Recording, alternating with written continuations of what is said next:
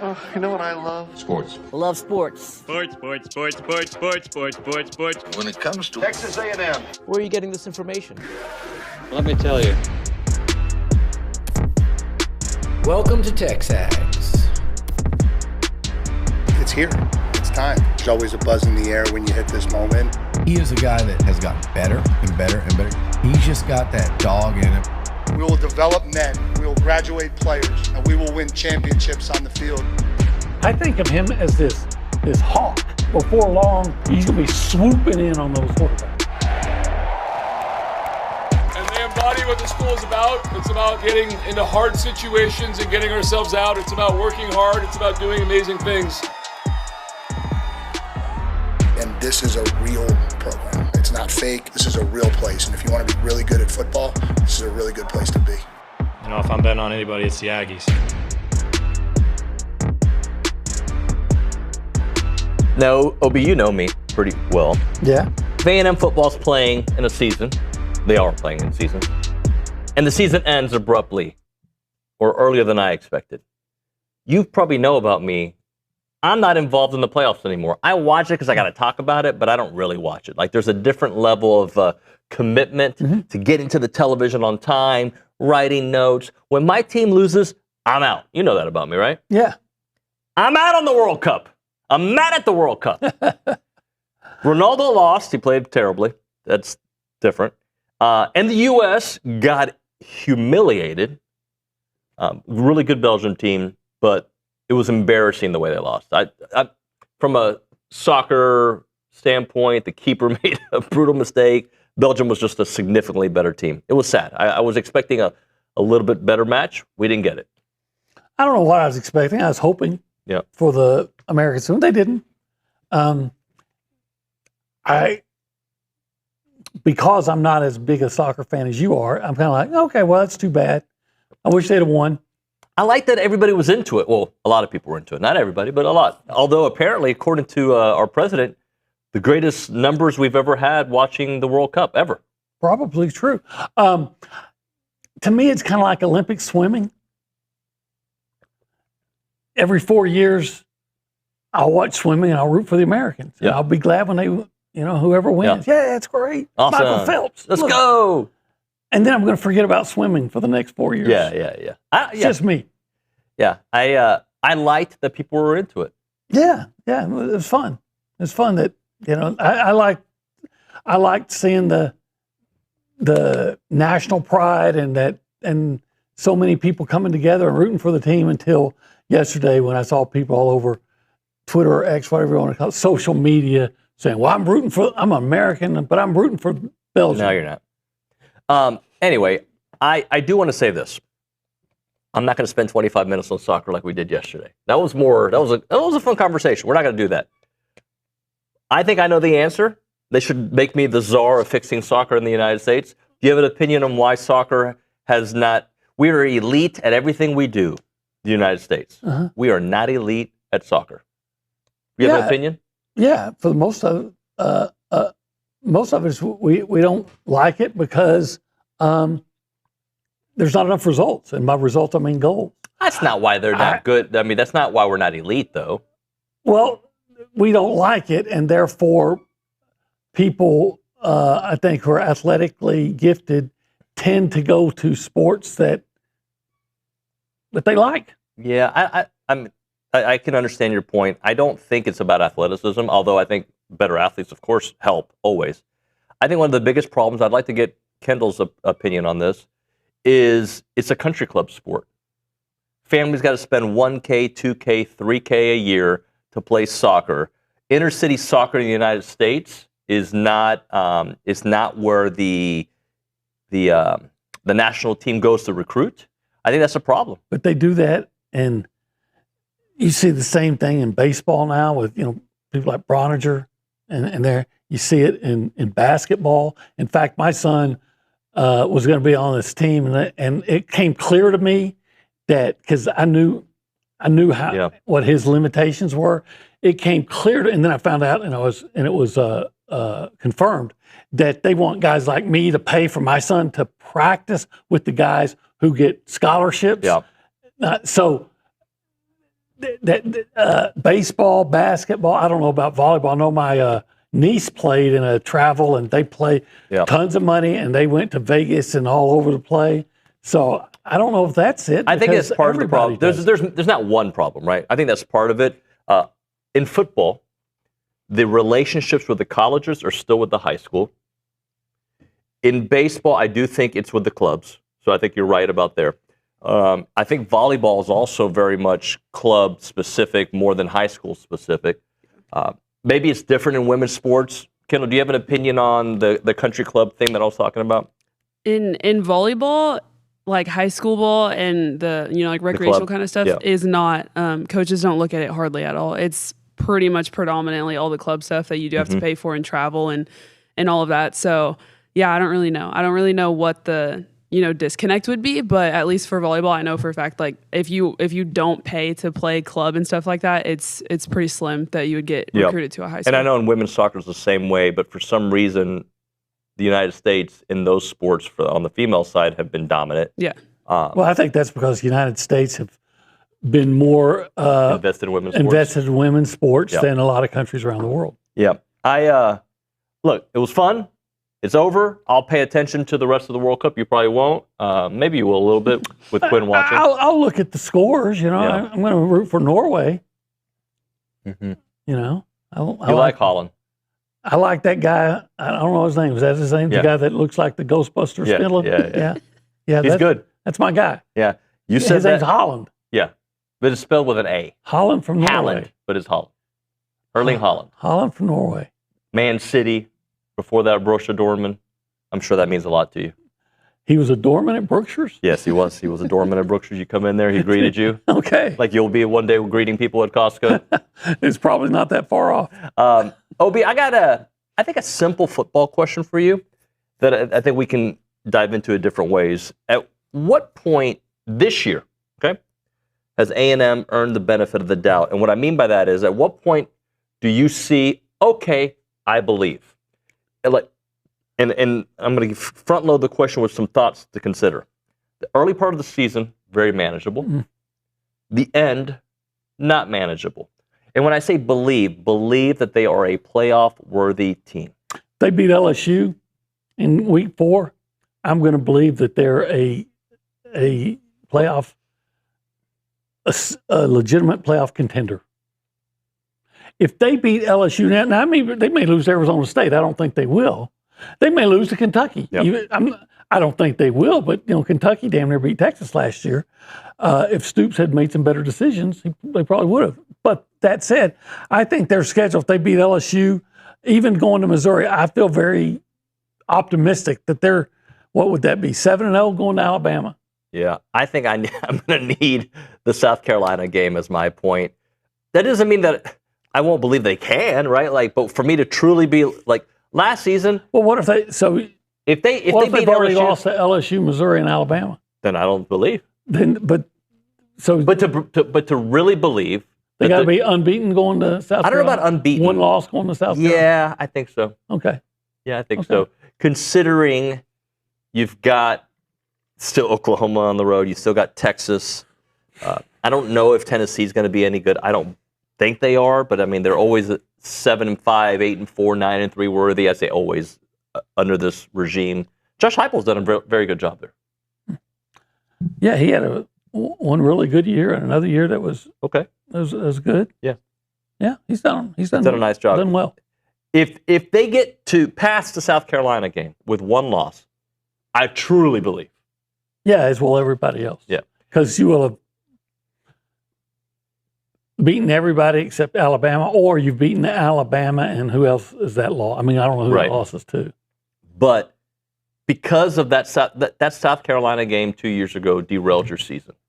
Last year, it potentially could have derailed your season. It came very close. If they lose that game, they may not make the playoffs. They probably would have lost to South Carolina anyway, but you know what I always thought was the turning point in that South Carolina game? What's that? It looked like they'd come back and got the lead, looked like they were going to take the lead in a halftime, and he was a good player, but he made a lot of big penalties. Shamar Turner, I think he got a late hit when they would have been punting, and it kept the drive going, and they they scored, tied it up, and took all the momentum in the halftime. Yep, that's right. But before that game, I did not think A&M was going to lose that game because I didn't either. What they did to LSU the week prior. Yep. I think a lot of people felt that way nationally. Right? And then you consider, am I right about this, the week after South Carolina, was that Auburn? Auburn. Inexcusable loss. Their secondary got exposed. I think coaches started figuring out, like Mike said later, we can't play zone. Yep. I think coaches started figuring it out, and were able to exploit it. And then A&M did some things to themselves. Yeah. And don't get me wrong, when I asked this question, there's a possibility that I changed my mind after the LSU game. I totally believe, right? Or I'm out completely out after the LSU. I'm not talking about like in the moment thoughts. I'm just talking like where you really think, you know what? It doesn't matter what happens over the next month. This team is a playoff team. And for me, it's gonna take getting through that part of the season, even though you still have potentially your two hardest games ahead of you. Yeah. If you could ask 10 people and get 10 different answers. Well, probably 9 people, 9 different answers. No one's going to say Missouri State, right. Citadel. Probably no one would say Arkansas or Arizona State. So probably 8 different answers. But if someone was to say, I'm not going to be a believer until they beat a good team in November, then I can say, yeah, you got a point. Yeah. You got a rule. But just hopefully you beat some people on the way to November too, right? Though, right? Because, well, yeah, then it's a moot point. But they're saying, hey, they got to be in contention and actually beat somebody in November. We should ask the people this question, shouldn't we? When are you gonna? What's it going to take for you to believe that this is a playoff caliber team, Stowers? Yeah. Let's go to the Angry Elephant News and Social Center. Stowers, you got an answer for this? Honestly, I think I would have to agree with the LSU standpoint. Everybody in the comments hasn't fully said anything yet. I think everybody's all over the place. I think everybody is fully confident that we will beat LSU. So I think come LSU game, year 3, taking that win over the Tigers, I think that would be a pretty good turning point. But I also agree that I think come November, that's kind of the big switch that needs to flip for the football team. Yeah. They started their finish better last year. They didn't finish last year. They started their finish. You don't want to be like a couple of those Francione years where you actually finished by beating Texas, but by that game you're a non-factor. You're a non-factor. This is TexAgs Live. We are presented by David Gardner's Jewelers. We are in the Rollo Insurance Studio. It is the Go Hour presented by the Warehouse at CC Creations. Currently hanging out where? The Holistic Planning Cool Zone. It's cool. Yeah, it's very cool today. Yeah, it's cool. Yeah, I like it. If you want to be a part of the conversation, 2 ways to do it. Actually, there's like probably 10. You could knock on the front door. They may even let you in. 979-693-1150. That is the Buppies Catering and Bartending hotline. Or you can text us at that same number. We changed the name of it then to the Catalyst Pure Performance Energy text line. Let's go around the room. We go left to right. We go behind the glass. We go through the television. We say hi to Nick Savage. Nick, good morning. Do you have an answer to the question? I do, yeah. For me, it's going to be that Alabama game, and I'll tell you why. Even if they go on the road to LSU and lose, if they win that Alabama game going into November, they'd be 5-1, I think. So, or 6-0 if they do beat LSU. I feel like that's the first roadblock in the first half of that schedule. But if they go on the road to Tuscaloosa, get a win there, I feel fully confident, or I would feel fully confident that they can win out at South Carolina, Tennessee, at OU, Texas, which is really hard, I know, but getting a big win against Alabama would go a long way for me. You know, that Alabama game, OB, that game will move the needle significantly if Alabama is a pretty darn good team. Well, they'll be good. And there's still something about playing and beating Alabama, right?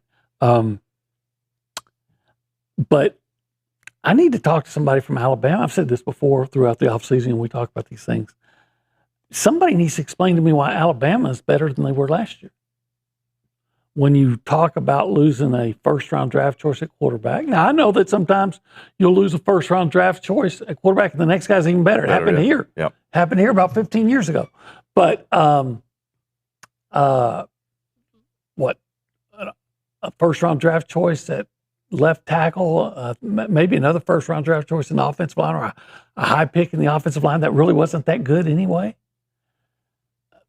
Horton's gone. He's here. I guess they're going to have a great defense, I guess. I mean, I'm not saying they're going to be up. I mean, they won a playoff game last year. I'm not saying they were bad, but I wonder how they can be as good as they were last year. Yeah. And what they may say to you is, how's A&M going to be as good as they were last year? And I'd say, I don't know. I've said before, they got to replace 4 starting offensive linemen. That's the biggest red flag. Anything else, Nick? No, that's it. I was hoping you'd give me Sorry, some wisdom. I didn't think you were coming back to me. No, I mean, I thought, sometimes you give me some wisdom. Nothing. Huh? Nothing. No wisdom no thought today, of the day. sorry. No. It's interesting. Let's go back to the Angry Elephant News and Social Center. Kendall Stowers, do you have any news for us this morning? I just wanted to touch on Lunch with Lucci since we're talking about football. Yeah. So I think that was a big hit. Everybody absolutely loved that, and I think that's something that needs to continue because that was an absolute blast to watch. Yeah, that was good, and Wu did a wonderful job with it. Very, very cool stuff there, OB. Yeah, well, no matter the situation, Lunch with Lucci is always an event. It is an event. There's no doubt about it. All right, so let's kind of sum up where we are in belief. There are 9 different answers you can have, absolutely. For me, I need to see more later in the season with proven body of work. If they go 6-0 to start the year, I'm going to feel really good, but I'm not going to believe. I mean, I might have a little bit more evidence because I'm seeing nobody's running on them and nobody's passing on them. And, they went to Baton Rouge and they shut down an elite offense before that. Of course, there are different evidence that can come about. But for me, it's going to be how they look exiting that South Carolina game. Okay. And I know that doesn't give you a lot of runway the rest of the way. Of course, you're going to believe at that point. But that's what I need to see. I think that game has been a turning point for A&M the last few years, and it needs to be a good turning point. You know what I think's been I don't know if turning point's the right word, but I'm uncomfortable with what they did not. They beat LSU 2 years ago and didn't play well the rest of the year. Mm-hmm. Last year they beat LSU. It was amazing. It was the climax. Yeah, you hit your peak. And I know they won the next week against Missouri, but they still just didn't look the same. I didn't think so either. But they still won by 19 points, was it? Yeah. I mean, it was a really good win. But they weren't as dominant. Now, Missouri had something to do with that, obviously. Yeah. But it just seemed like, for whatever reason, and to me, and somebody might say I'm wrong, but to me, they seemed like they lost an edge after the LSU game. Obi, why do they call it 1775? Well, they call it 1775 and paying homage to the U.S. military, which was founded in 1775. Yeah. So that's why. And what did we just celebrate? Independence Day. 250 years of America. Damn right. And what's more American than eating barbecue at 1775? I can't think of anything. Yeah. If you want to be an American, go to 1775. You have your freedom to eat all the barbecue you want. And you will get full on that, the brisket? The succulent brisket. You'll have your choice, your freedom of choice. You can have the succulent brisket. You can have those amazing pork ribs, that incredible jalapeno cheese sausage. If you prefer to keep it a little lighter, you can have the turkey. What about the big old sandwich you got? Oh, that sandwich is massive and wonderful, that brisket sandwich. And of course, you have the freedom to have some queso mac and cheese. They have other sides too. They do have other sides. Yeah. I think it's, when you go to certain places, you got to get certain things. Yeah. You got to get the queso mac. You really have. I brought some home to a couple weeks ago to my mother-in-law. First time she ever had it. So she's a small lady. Yeah. She ate the whole thing. She did. Did she say me gusta? You know what? She didn't say much of anything. She just kept eating. 1775txbbq.com is the website. You can call them up. 979-492-6241. It is 1775, OB. And it's good.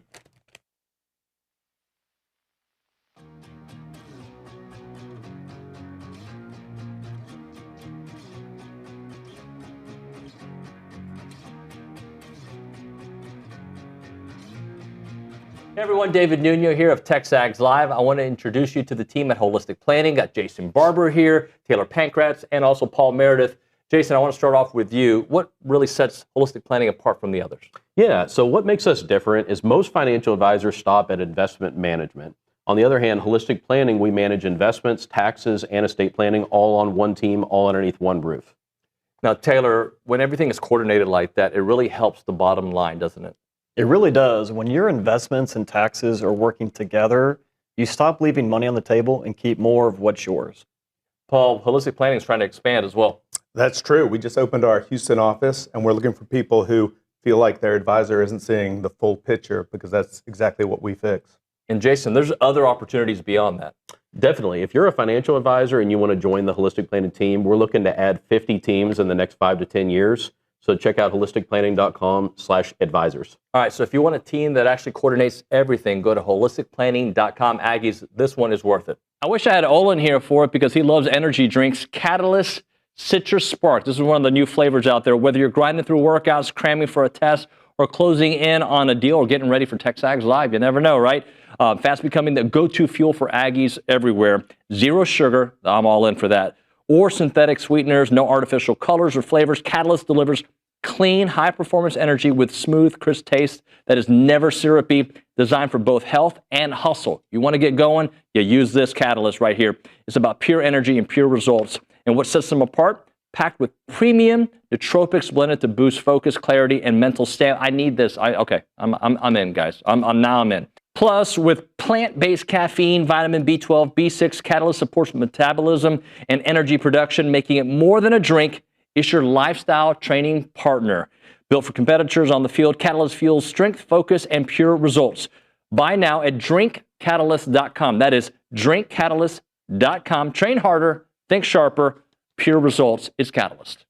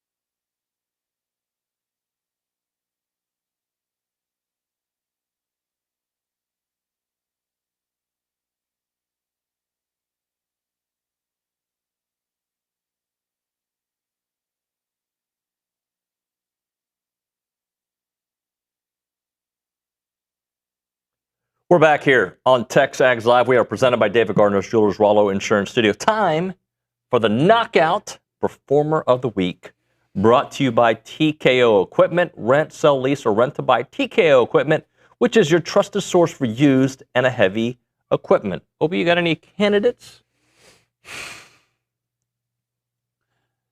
I didn't see a whole lot. You know, that Stowers girl we talked about last week got, she's pretty good. Got nominated for an ESPY or whatever. Yeah. That's pretty much a knockout performance. Yeah. It's a new week, though. And I got to admit, like I said, I haven't. How about your guy? The Norwegian guy? The Norwegian. I want you to do a soccer one. Look, somebody's going to get mad at me because I have my hat on backwards. You know what I say? Say it here. Yeah, I mean, I don't even know his name. Holland. Yeah, but I typically like to stick with Aggies, and then I like to stick with Americans. But yeah, the Norwegian U.S. men's national team that are the Aggies of soccer, apparently, they're out. Yeah, I couldn't. I mean, had they won yesterday, I would have picked somebody off that, right? They didn't, though. All right. Well, I'm going to say Erling Haaland because Brazil, right? Aren't they like Alabama when it comes to soccer? Well, you'd have to tell me. I don't know. You know the name, Brazil. Yeah. I know you're a big Neymar guy. When was the last time Brazil actually won it? Because I know back like in the 60s. Look that up. It's been a minute. I'm going to say early 2000s is what I'm going to say. 04. In Brazil and 2002. Brazil and Argentina, they're kind of like Alabama and Georgia, right? Yeah, a little bit. Yeah. I figured. Yeah, they won in 2. Spain looked really good yesterday. I've never been to Spain, but I kind of like the music. Yeah, too many Barcelona players there. How about Michael Walker? Okay. All right. Yeah. MLB All-Star, Kansas City Royal great. Let's give him some props. I know we're going to try. We're going to effort to get him on the program at some point. Yeah. Okay, Michael. He's been good for a while. Yeah. Yeah. How about we kiss the boss's butt? No. Billy Lucci's idea that Kendall talked about earlier, the captain's lunch. That was a bro. Can I bro you? I'll pat him on the back, but I won't. Okay. You won't actually kiss that. Who else does that? This is why we TexAgs, because this is what we do. Yeah, it's funny though. He goes with the team captains and it's steak. He goes with the employees. It's typically eggs. It's true. It is true. Yeah. I didn't get an invite to that captain's lunch. No, I don't even get an invite to the eggs. You have before. It's been a minute. Hey, I think competitors are all different, and since we have Kendall here, I think she'd be great for this conversation. As a competitor, and by the way, when I say competitor, it could be at chess. I am not good at anything. So we all have our lane, okay? But I like anger as motivation. I do. Okay. It does not work for everybody. I know when I try to tell one of my daughters to be, hey, think about that play, right? Or like, they won the last game of the season. You got to be training every day you go to that doesn't work for her. It works for me. Okay? Okay. Kendall, do you understand what I'm getting at? Yes. Like, what motivates you? You strike me as somebody like, oh, you think this about me? Let's go. Let me prove. Am I right or am I wrong here? I think for me a bit of both. Like I think I play best when I'm level-headed because then I'm just like playing without thinking. Sure. If I start to get mad, then like you'll definitely see the competitor in me come out. But then I think like me playing isn't as logical. So I think it's a bit of both. Like I'll start to compete more and try harder, but like that trying harder might not be as smart when it comes to volleyball. Yeah. So let me phrase it differently then. I don't mean in match, although it can mean. I'm talking off season. Okay. So for instance, let's just use let's use A&M football for a second. Okay. Great season. They lose the last 2 games of the season. I want to go to the gym every day if I'm one of those players and go to practice with that in mind. That ain't going to happen on my watch anymore. There are some people, though, that need to use that as a learning experience, but not focus on the negative. Yeah. I guess that's more my point. Like what in your off season, getting ready for a season, do you focus on what went wrong or do you amplify what you do right? For me personally, I'm always looking at what's not good enough because that's what needs to grow and get better. So that's why I'm going to go into the gym and like, okay, this is what needs to be better every day. I'm honestly probably the worst when it comes to looking at what went well because I think there's always room to be better at something. So I 100% agree. Like if I'm like mad or if people are saying something or if we're not where we need to be in something, then that's what's motivating me 100%. See, I was hoping she would say the opposite because I'm thinking, I want you to be, how'd you put it? Angry? No, the opposite. You said you're motivated by, what went right. Or, yeah. Amplify what you did. Amplified, yeah. So it seems to me a lot went right in her sport. So I want to amplify off that instead of looking, okay, what went wrong? Let me find that needle in the haystack. But looking at what wasn't good enough is what got us to what wasn't good enough? Got to that point. Well, I mean, throughout like in volleyball, we always, if you ask anybody that knows or plays volleyball, you say that volleyball is a game of mistakes. Like and you just try to fix the mistakes. So it's like, in fixing the mistakes in the little itty bitty, like it could be 0.01 on a stat sheet that you need to improve on. So if you look at that, that's what gets you to get better to the point of a national championship. So you just restart and you're like, okay, what can we get better at now from ground zero? But there's also a thing called a championship hangover, right? Like, so the next year, like, no, so, oh, you think you're better than what we did last year? Like there's that as well.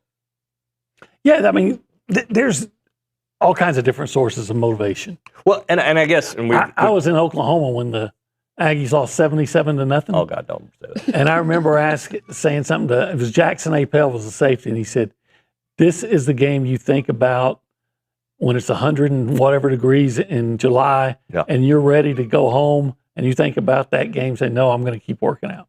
Yeah, and I guess we got to hit a break here, but just to kind of sum it up, what do we want our Aggie football team thinking about heading into fall camp?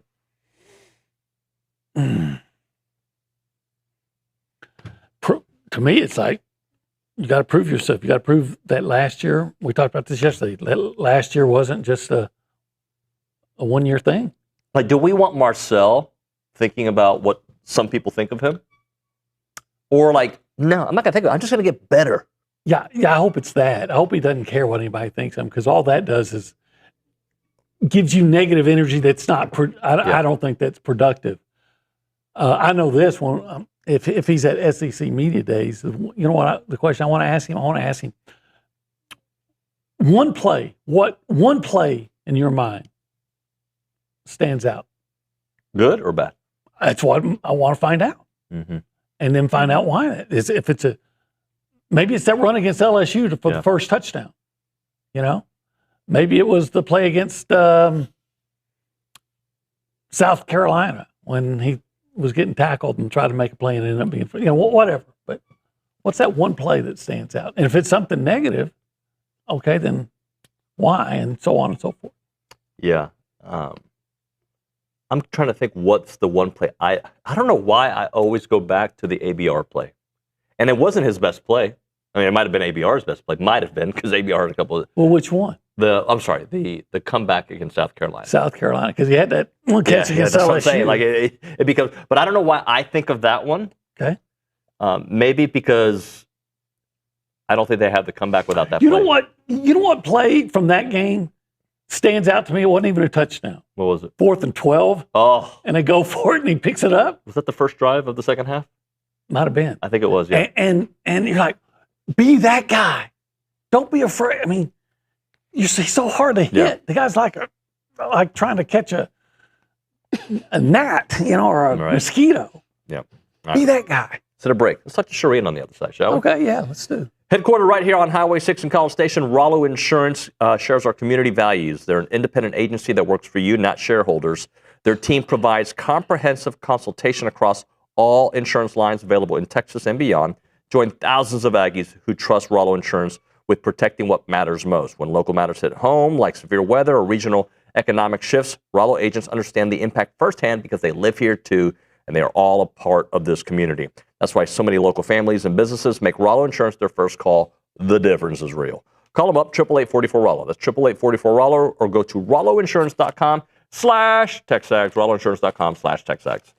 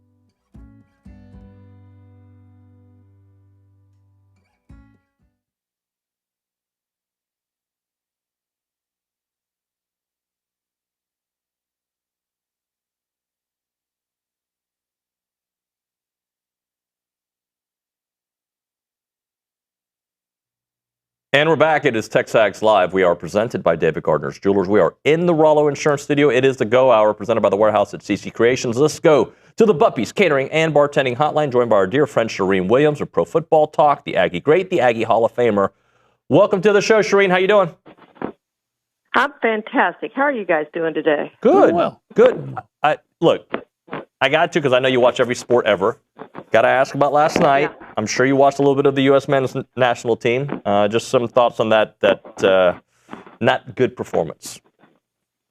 No, it was not. And I think it shows you how far the U.S. has to go if it wants to get to the next level. And, it's all about the youth programs. And, we all know that. And I think the difference between men and women is women, it's a sport where they can go to the Olympics, they can go play internationally, play professionally, and all those things are good. Where the men, we have enough athletes in the country, but they go football, they go baseball, they go basketball, they go tennis, they go golf. They do other things other than play soccer, and the college opportunities aren't as great as what they are in the European countries and most other countries, as a matter of fact. So, it is what it is. I think it was a good run. It was fun to watch. I think they captivated the nation for a few weeks, and it was fun. It gave us something, I think, between football and football, really. But the end of basketball and the end of some people like hockey, but the end of those sports and kind of the lull in there, getting toward the All-Star break for baseball. So it was good. It was really a good experience to watch soccer. And I've watched a ton of games. I went over to Boomer Jack's right by the stadium, bar and grill right by the stadium yesterday, and we watched the first half of Spain and Portugal with a bunch of Spanish fans in there, and that was fun as well. So it's just been great to see this in the U.S. and kind of gotten soccer a little bit on a roll. Maybe we'll see more kids play soccer now, more boys. We have enough girls playing soccer, but maybe we'll see more boys playing soccer now. I think she said it, though. It gave us something to occupy our time before football season. Yep. And that's the answer of why it's not ever going to replace football. Oh, no. We don't need it to replace football, though. But there are those that still say, it's going to be bigger. And you're like, no. I've been hearing this for 40 of my 64 years. Yeah, it's like the Olympics, once every 4 years. Love the Olympics. But it's every 2 years. You count the winter, but Summer Olympics every 4 years and provides us with that, kind of diversion before real football starts, and it's fun. But then you go back to watching what you really enjoy. But it has been fun. I have enjoyed it. I will continue watching. I will watch the rest of the games, and we'll see who wins. Charean, over the weekend, we got some heartbreaking news that former Texas A&M All-American and Pro Bowl linebacker Keith Mitchell passed away unexpectedly. I don't know if I have the timelines correctly. Did you cover him when you had the A&M beat? And just what are some memories of Keith? Yeah, he was right after me, but he was good, and it was one of those long line of really good linebackers that A&M had in that stretch right there. And you do remember him because he made plays, and that's why he was honored with all the honors that he received. And when somebody dies that young too, it's very sad. It's sad when anybody dies, but to be that young and go is just tragic. You feel like he had so much of his life left to give, and so it was really sad to hear. We posted on Pro Football Talk because he played in the NFL. He was a good player in the NFL, one-time Pro Bowler in the NFL, and had a really long career, I think 11 years, mostly with the Saints. And, that says something about the career that he put together to be an undrafted free agent, go into the NFL and do what he did for as long as he did. Really speaks to what a good player he was. Yeah, I actually did cover him. Okay, you were right after Charean. Right. Replaced her. Well, no one ever replaced. I followed her. You followed her, yeah. And it seems to me that he backed up Reggie Brown. I could be wrong on that, but it seems to me that's what he did. And when he's one of those guys who, when he played well. Yeah. And so you knew, and then I moved on before he actually became an all-conference player, but you knew Oh yeah, they're going to be in pretty good shape when this guy steps in. Yeah, because they had it rolling then. Those were the wrecking crew days. Charean, I know that I asked you about Mike Evans yesterday, or last week, excuse me, but I'm going to ask you about Mike Evans again because I saw George Kittle's comments about him, calling him, he said that he's a true professional, the first true professional they've had in a long time. Just give me some thoughts on that and what Mike's doing there in San Francisco. Yeah, he said he's the first real veteran wide receiver that they've had since Emmanuel Sanders, and it's true because Deebo Samuel was young when he was there, and Brandon Ayuk, with all his problems, was young when he was there. And it's not that they weren't good receivers. They were, but they weren't Mike Evans, and they didn't have that experience. And he called it savvy, and I think that's probably pretty accurate. And you just see the difference in Mike when he's out on the field, that veteran presence and leadership. You know, it's a quiet presence, as we all know. Anybody who's been around him know he's very quiet. Not real outspoken. He's not one of those receivers that it's all about him. And I think that's why people really appreciate Mike Evans, is he's done it quietly, 11 consecutive years of 1,000-yard seasons, and yet he's never tooted his own horn. So I think that speaks very highly of Mike Evans. I think he's going to be very good there. I have no doubt he's going to be very good there. And we talked about kind of Brock Purdy is maybe the best quarterback he's had since Brady, maybe the second best quarterback ever. Jameis had the one good season when he threw for 5,000 yards. But Purdy is probably underrated, so he's probably the second or third best quarterback that Mike Evans has ever played with.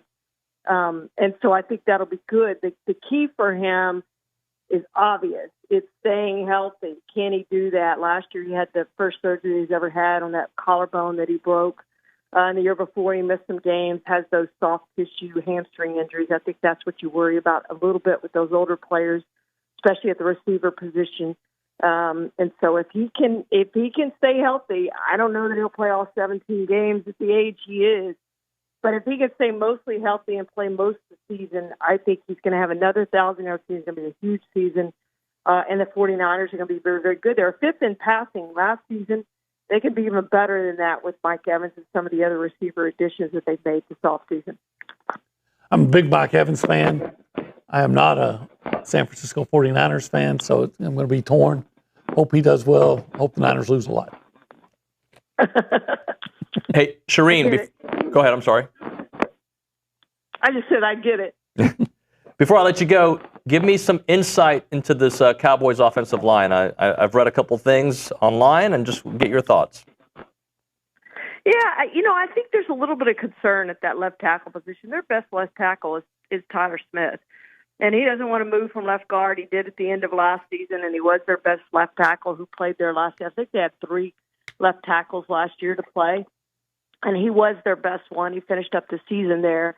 He doesn't want to move to left tackle. He wants to be, an All-Pro, Hall of Fame, all of that guard, and he's like Larry Allen, and he's very good at it. But he is their best option at left tackle. But they're not going to move him. They don't want to move him unless they absolutely have to. So it's Nate Thomas, who was a 7th-round pick in 2024, and Tyler Guyton, who was a right tackle at Oklahoma. They drafted in the first round, 29th overall.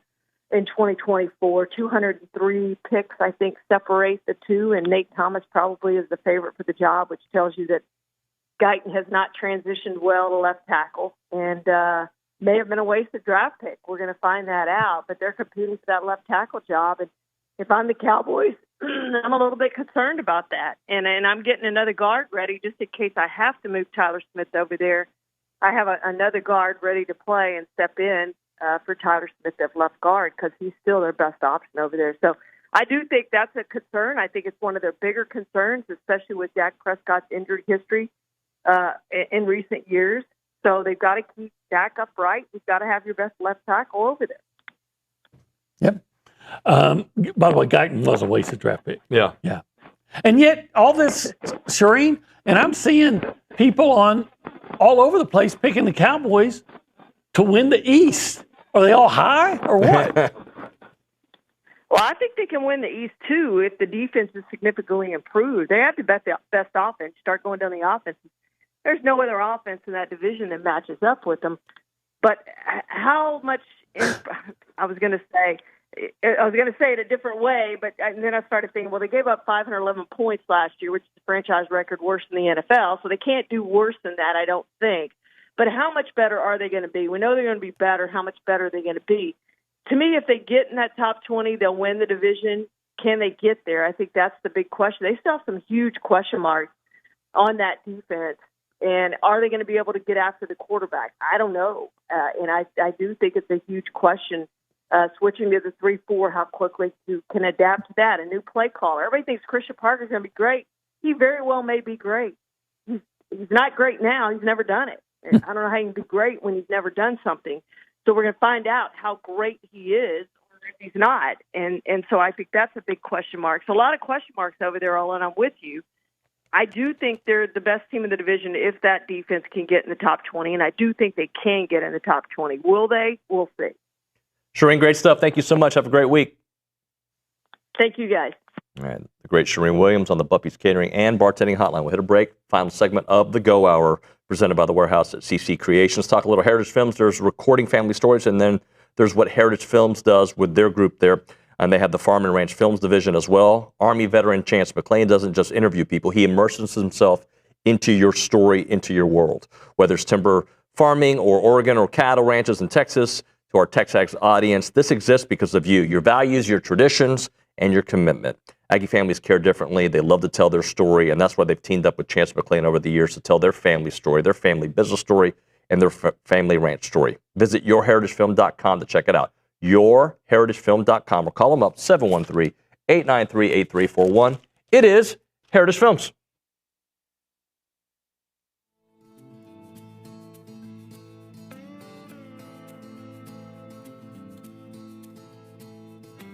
Hey guys, David Nuno here to talk about our new partners with EventPipe. They are a leader in hotel booking technology, and now they're giving you a chance to support Aggie student athletes every time that you travel. Thanks to their partnership with United and EventPipe, whether you're heading into a game, a business trip, or family vacation, every room that you book comes with cash back in the pockets of Aggie athletes. That's a wonderful deal. And with EventPipe, you'll get discounted hotel rates up to 20% lower than the major travel sites while enjoying a fast, easy booking process. They've even created Presto, EventPipe's quick launch booking solution. It lets organizations build branded hotel sites powered by live hotel inventory, making it simple to book the perfect stay. So next time you want to book a trip, do it the smart way with EventPipe and support Texas Aggies NIL through United. Visit their website, tau.eventpipe.com.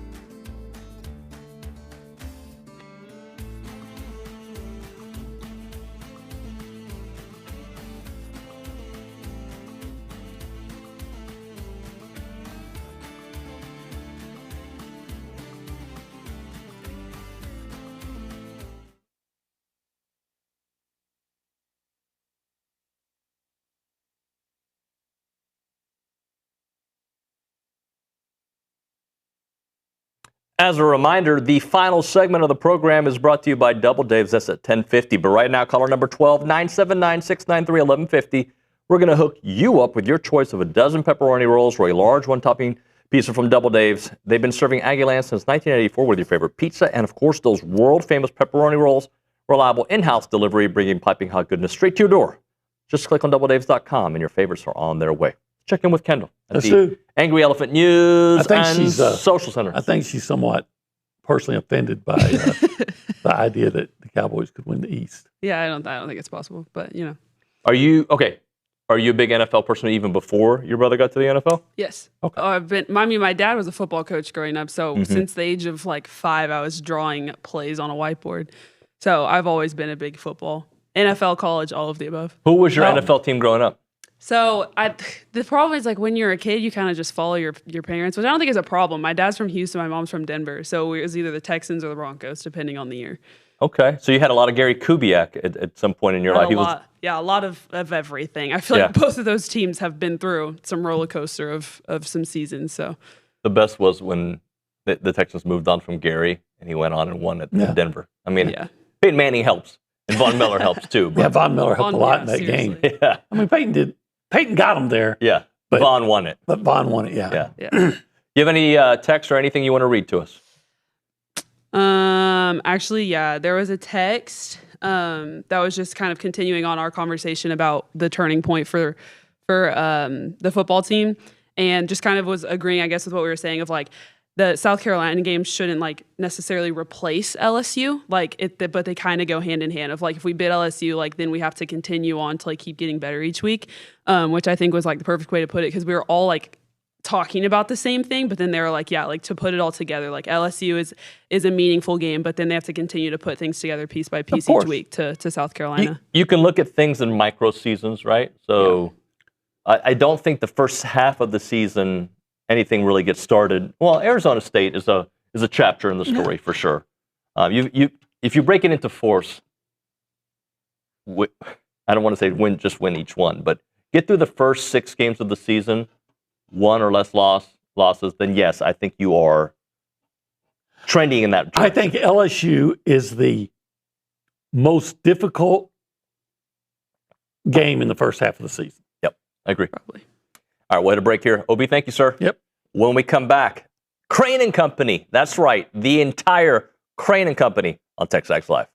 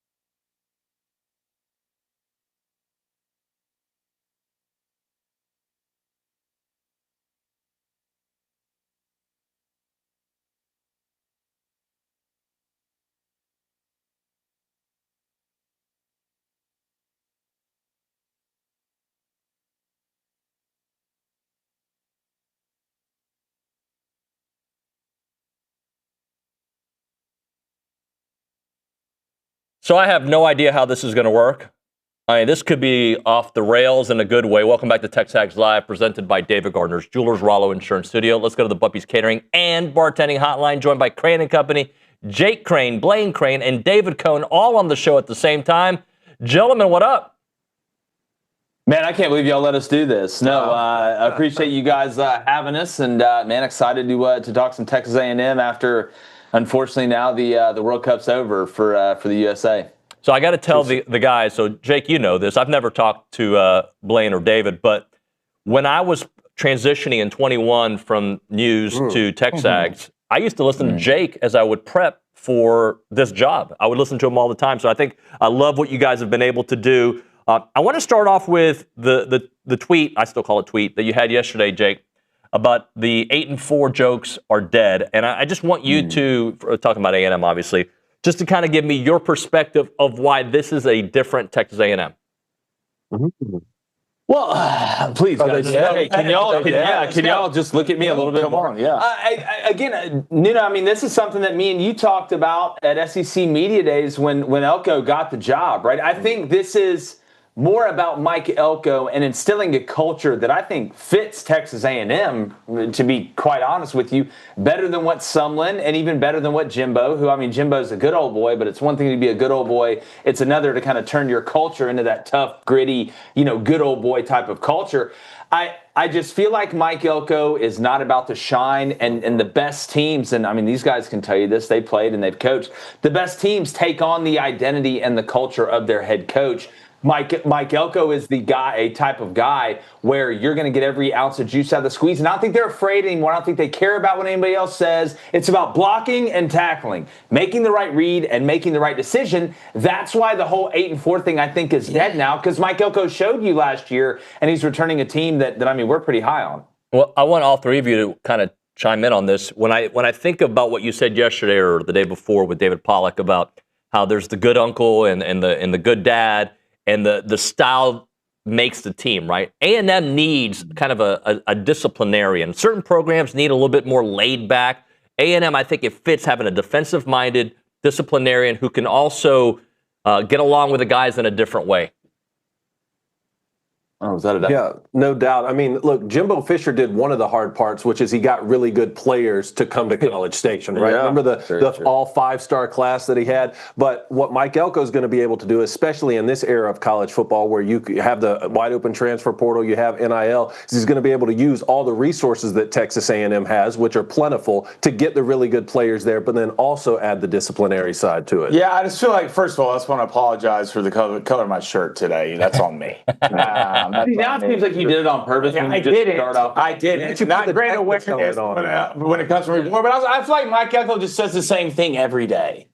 He wakes up at the exact same time. That's good. Brushes his teeth at the exact same time. Watches the exact same show, and that's what Texas A&M needed. They need consistency. Mike Elko's the coach or the dad who's not going to miss that middle school dance. No, he's not. He's going to make sure your lunch is packed. He's going to be checking grades, going over homework, and that's what A&M needed. Because when's the last time A&M had a 10-win consecutive season? It's been, I don't even know, like I wasn't even born yet. It's been like 30 years. I might be 31. It's pretty close, but I'm just saying sometimes that stepdad needs to come in, and that's Mike. Well, it's sometimes the guy walks in the bank with overalls he don't look at twice and puts $3 million. That's just what it feels like Mike Elko is. He's not showing up looking like Matthew McConaughey in an Armani suit. He just got out of the tractor with overalls and put $2 million in the bank. It's a very Texas thing to do. For sure. David, I want to get your perspective on Marcel. Is he being undervalued nationally based on what happened at the end of the season as opposed to the entire body of work?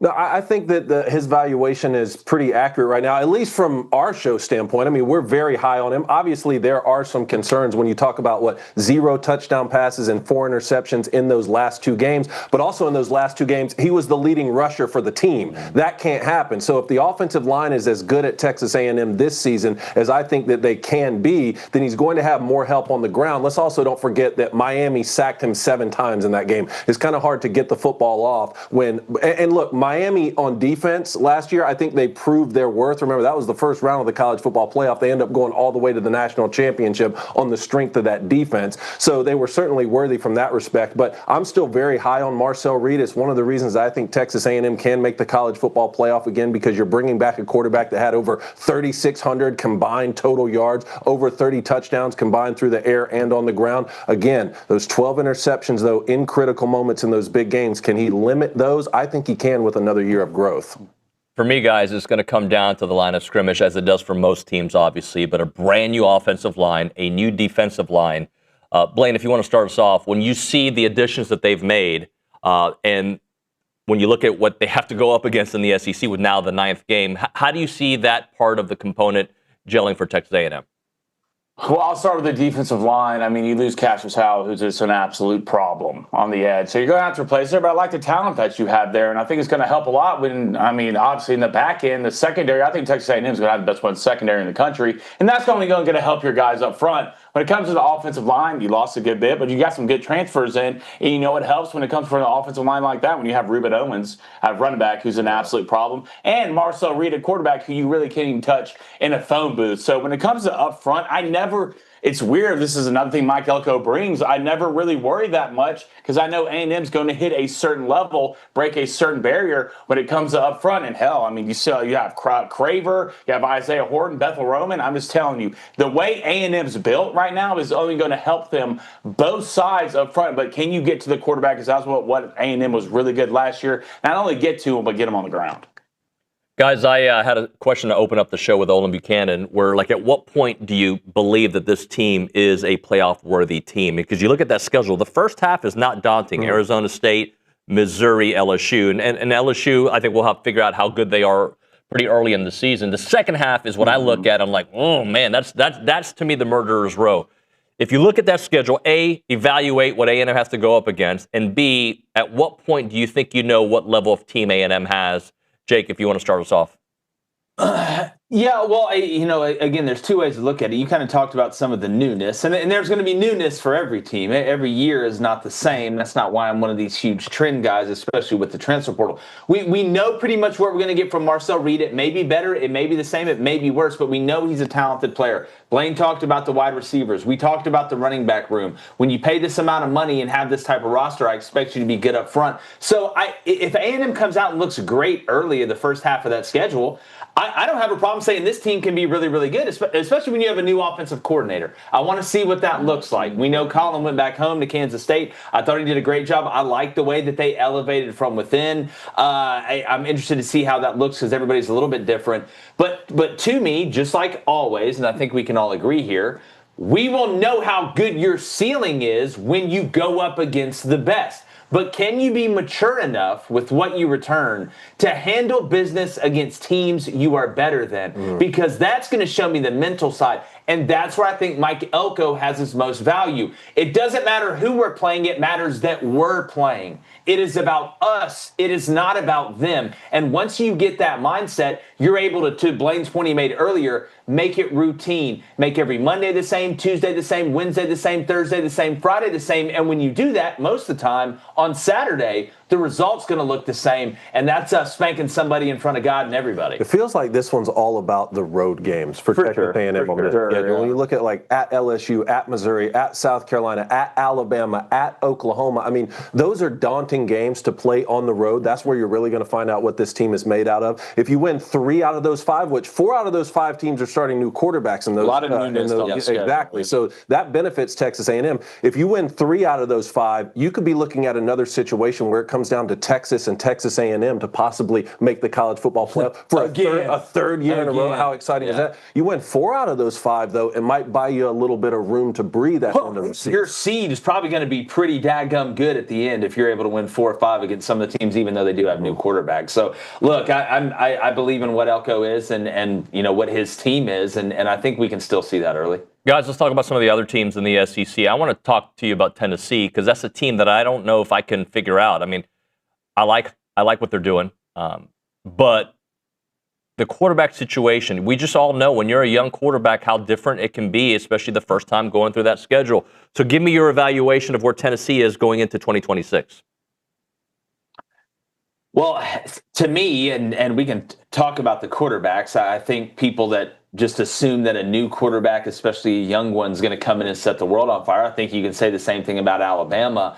That's the anomaly. We've seen it happen a couple times, but most of the time, young quarterbacks struggle. I mean, David played quarterback in the Big Ten. He can probably tell you better than me. But I do like Tennessee's offensive line. I like that they brought Jim Knowles in as the defensive coordinator, but it still takes time when you're a coordinator, and we saw what happened with Penn State last year. I mean, Cone, can the run game be good enough with Deshaun Bishop and then coming back and a good offensive line to maybe let McIntyre or Faison Brandon, come into that role and become a good team?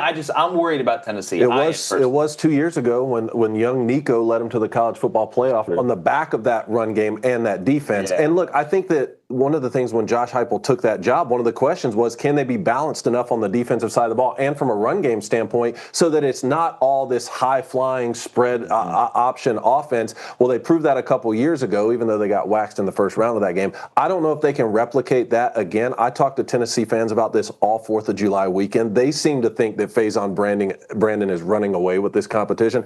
I don't know if that's the case at all, but I do have a certain trust factor in Josh Heupel to be able to select the right quarterback, right? Yeah. I mean, or else I think he would have brought someone else in. I know. I understand when it comes to Josh Heupel and quarterbacks and this offense, and you spread it out, the hash marks. The reason Tennessee went to the playoff was because of their defense, and what they put on that side of the ball. And last year, Tennessee on defense was atrocious, unrecognizable. And you bring in Jim Knowles, there's no way statistically you could be that worse. So that's where the improvement needs to start now, is on the defensive side of the ball. Because look, I don't really worry that much when it comes to quarterback play with Josh Heupel and the system that they run. It makes it so simple of a math problem. It's really hard to be that bad when it comes to offense. The reason Tennessee was great and really getting pulled out of the mud is because of the guys that are running on the defensive side of the ball. So if they can fix that, especially with a young quarterback, we'll see. I think Tennessee can surprise people this year. But look, it all starts on the defensive side of the ball to me. Blaine, I'll keep it with you. Let's go ceiling and floor with the University of Texas. Hard schedule, obviously, all the talent in the world. What's their ceiling? What's their floor?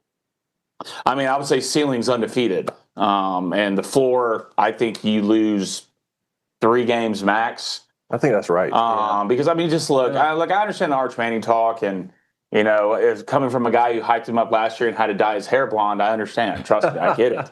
But just the roster and the talent that is just surrounding him, especially at the receiver position, the running back position. And it wasn't just Arch Manning's fault last year. I don't think he played great, played a lot better towards the ends of the season. The offensive line wasn't good. Ryan Wingo, I mean, couldn't catch a cold in Alaska. But you bring in a guy, to me, that can really be the difference, and that's Will Muschamp on the defensive side of the ball. You have talent there. That side should be phenomenal, but it was an attitude problem to me last year, and that's what got fixed. And the only reason I can say 3 losses, look at the schedule with some really tough teams on it. Well, you know, can I throw this in there about Texas? Because, look, I understand that we're on TexAgs, and there's a lot of A&M fans that just hate Texas so much that they're going to say, regardless if you say one good thing about Texas, they're going to say, no, that's not true. 2 things going to be true at once. I think A&M's got a really, really good football team. I think Texas has got an even better football team than they did last year. And to Blaine's point, it wasn't like Texas was bad on defense last year. They just weren't aggressive. They didn't force huge mistakes, right? It wasn't a go-get-you type defense. That's what Muschamp's going to do. I expect this Texas team to be good. But, I mean, Coney, I think he's right. I think the ceiling's undefeated. Yeah, national championship, 100% possible. And then I think 9-3 would feel a lot like last year's 9-3. Mm-hmm. It would feel like a catastrophe in Austin, but it's certainly possible. For sure. David, let's keep it with you. LSU, ceiling and floor. Now, that's a really interesting one. Again, I think that this team could win a national championship. How could you not think that? I mean, Lane Kiffin coming in year 1 when they're spending $40+ million. Yeah. I've seen Sam Leavitt play some really good football. I mean, a critique could be, well, yeah, that's when he had Cam Scatterbo in the backfield, and, you know, that was certainly a pivotal part of those Arizona State teams. He's coming off an injury. There's a lot of unknowns. But still, there's a certain trust factor, just like we talked about with Josh Heupel. If Lane Kiffin's going to go out and get that guy and put him in his offense. The question mark I have is not whether or not he can deliver on the football field if it turns out Sam Levitt's healthy. Plus, they're going to be really good in a lot of other areas, hit the transfer portal to get some huge pieces like Jordan Seaton. They're going to return a lot of really good pieces on defense, plus their defensive coordinator. The floor part is what's more interesting to me because, I mean, like this team could go 8-4 with this schedule. And I think that, you know, a lot of people would then say, well, it is year one under Lane Kiffin, but do you really get a year one when you spend $40+ million on your roster? No, like, if I'm the dynamic's different. If I'm going to buy a Lamborghini, I'm not in town all the time, and I'm going to you has been the fat kid on the seesaw for like 5 months. Unbalanced. One year they're amazing on offense, they're terrible on defense. I thought last year they were much better on defense. They took a step back offensively. We can talk about nuts, this, that, and the other. I think that's what caused BK. But this $40 million, you ought to be balanced. You kept Blake Baker, which you've said multiple times, and I agree with you 100%, was just a little bit less important than hiring Lane Kiffin, because now maybe you either put another fat kid on the seesaw to even it out, or maybe you just both get off the seesaw and balance this thing up. Yeah, it just feels like when it comes to LSU, I don't know if they'd go undefeated. Because Lane Kiffin always finds one to lose. Where's Kentucky? One to lose, but maybe 11 when I can see an 8-4. If they go 8-4, it's going to be pandemonium down there. I don't know if they're going to be that fan base will be able to handle it. Maybe because of what they were in the past, but you bring in Lane. Everything's super shiny right now. Yeah. Right? New house, new car. It smells great in here. The wife's cooking every day. You're still kissing her when you leave for work. Right? You're just waiting for that one thing to go wrong. And when that one thing goes wrong, how does LSU and Lane Kiffin and the fan base handle it? That'll be the difference to me when it comes to LSU. If they won the national championship, it would feel more like Miami a year ago, I think. I agree to your point. This wouldn't be the way Texas wins it. It would be you drop a couple in the regular season and people are kind of turning on you, but he figures out how to right the ship just enough to make the college football playoff. Then they go on some insane run and Lane Kiffin's the hero. It does feel like to me, and you guys tell me what you think, that if Lane Kiffin's going to win a national championship in Baton Rouge, it has to happen in the first couple seasons to me. I feel like the longer the experiment goes on, this isn't going to be like his time in Oxford, right? I mean, it's just there's an oil and water aspect to this. Yeah, you got to show the goods early when you spend that amount of money. 8-4. Look, I don't know what would be crazier on social media, Nuno, if LSU goes undefeated and wins the Natty with Lane Kiffin, or they go 8-4 and don't make the playoff. Either way, it'll. I'm here for either one. I'm here for either one. It'll probably get a wormhole either way. All right, guys, I got 2 more for you before I let you go. We got to talk Ole Miss now, because with Golding taking over officially, different coaching staff around him, they still got Trinidad. What's the ceiling on the floor for Ole Miss? Well, look, and I don't think you have to be a football savant to realize how important keeping Trinidad Chambliss and Kewan Lacey are on that offense. It takes a lot of pressure off a lot of other guys. You know, what I'm interested to see from this Ole Miss team, and now having a defensive guy as a head coach, the play caller Charlie Weiss Jr. has obviously gone to LSU with Lane, is does this team still feel like a Lane Kiffin type of team from a tempo standpoint offensively, and a go for it on 4th down, really it seems like whenever, or is it more of the defensive head coach mindset of we're going to play a little bit more conservative, we're going to punt a little bit more, not put our defense in this situation, which I think it will be. But I look at the talent on this team. I know they lost some guys to LSU, but I thought they made some really good moves in the portal. Pete's doing a really good job recruiting right now, and it's so hard after you have that type of success for all of it to deplete at a place like Ole Miss in the Southeastern Conference. So to me, I think ceiling with that schedule is 10-2.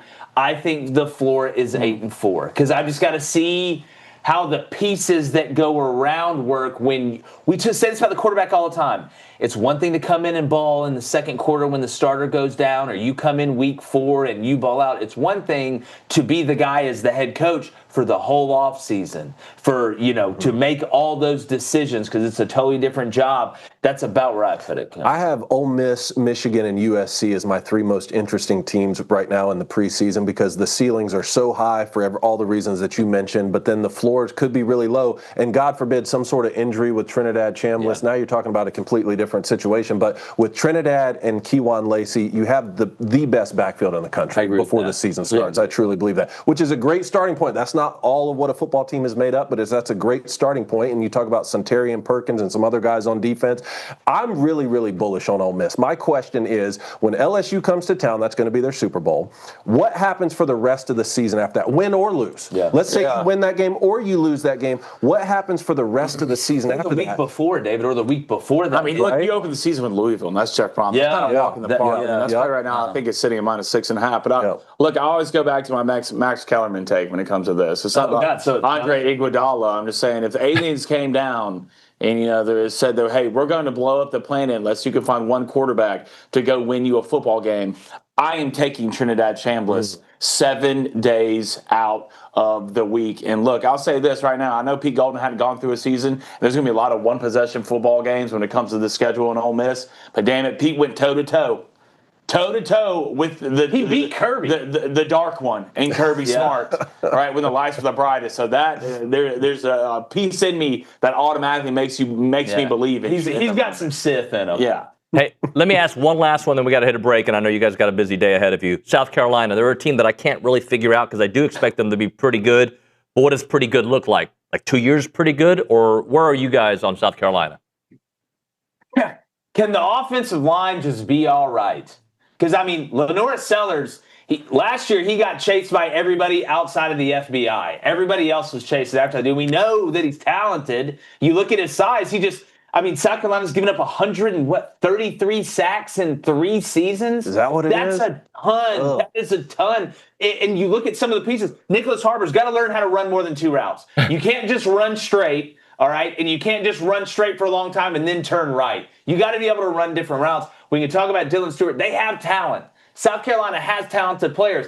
It's the offensive line is where they've missed. They've brought in Randy Clements, a new offensive line coach. I think they've got better talent. If there was a team that I think, you talk about ceiling and floor, that has maybe the widest gap within that ceiling to that floor, it's probably South Carolina, and Auburn's right next to them, and Florida's right next to them. But this South Carolina team, I think Shane could go from 0 to hero, or you're fired, depending on what happens this season, and it's going to come down to the offensive line. I mean, at some point, blue steel is the same look.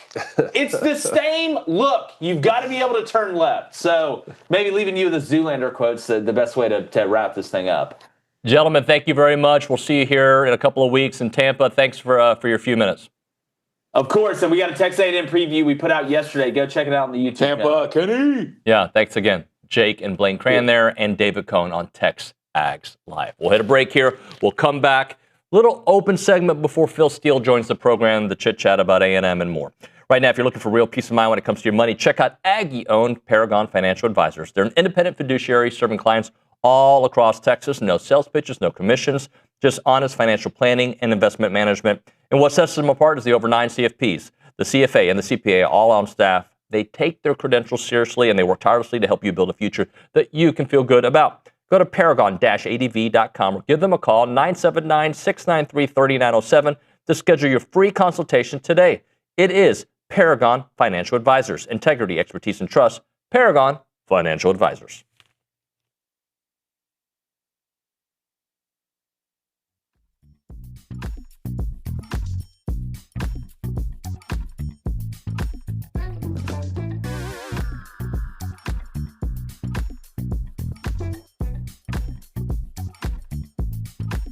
What's up, everybody? I'm here to tell you about Fratella Italian Cafe. If anyone knows anything about Italian food, it's me, Billy Lucci. And Fratella has the best Italian food in BCS. Located at 3901 South Texas Avenue, Fratella is known for their handmade pasta dishes and feature lasagna, beef cannelloni, chicken parmesan, chicken fettuccine alfredo, a couple of my favorites, just a big old bowl of plain old spaghetti and some manicotti. Really recommend the manicotti. That's my go-to. And don't walk out of there without trying the fresh, piping hot breadsticks and the homemade in-house cheesecake, which is incredible. It's great for dining in, catering, gift cards, and even shipping, which they do nationwide. Fratella's is Aggie-owned and operated, and it's an official restaurant partner of Texas A&M Athletics, I'll see you there.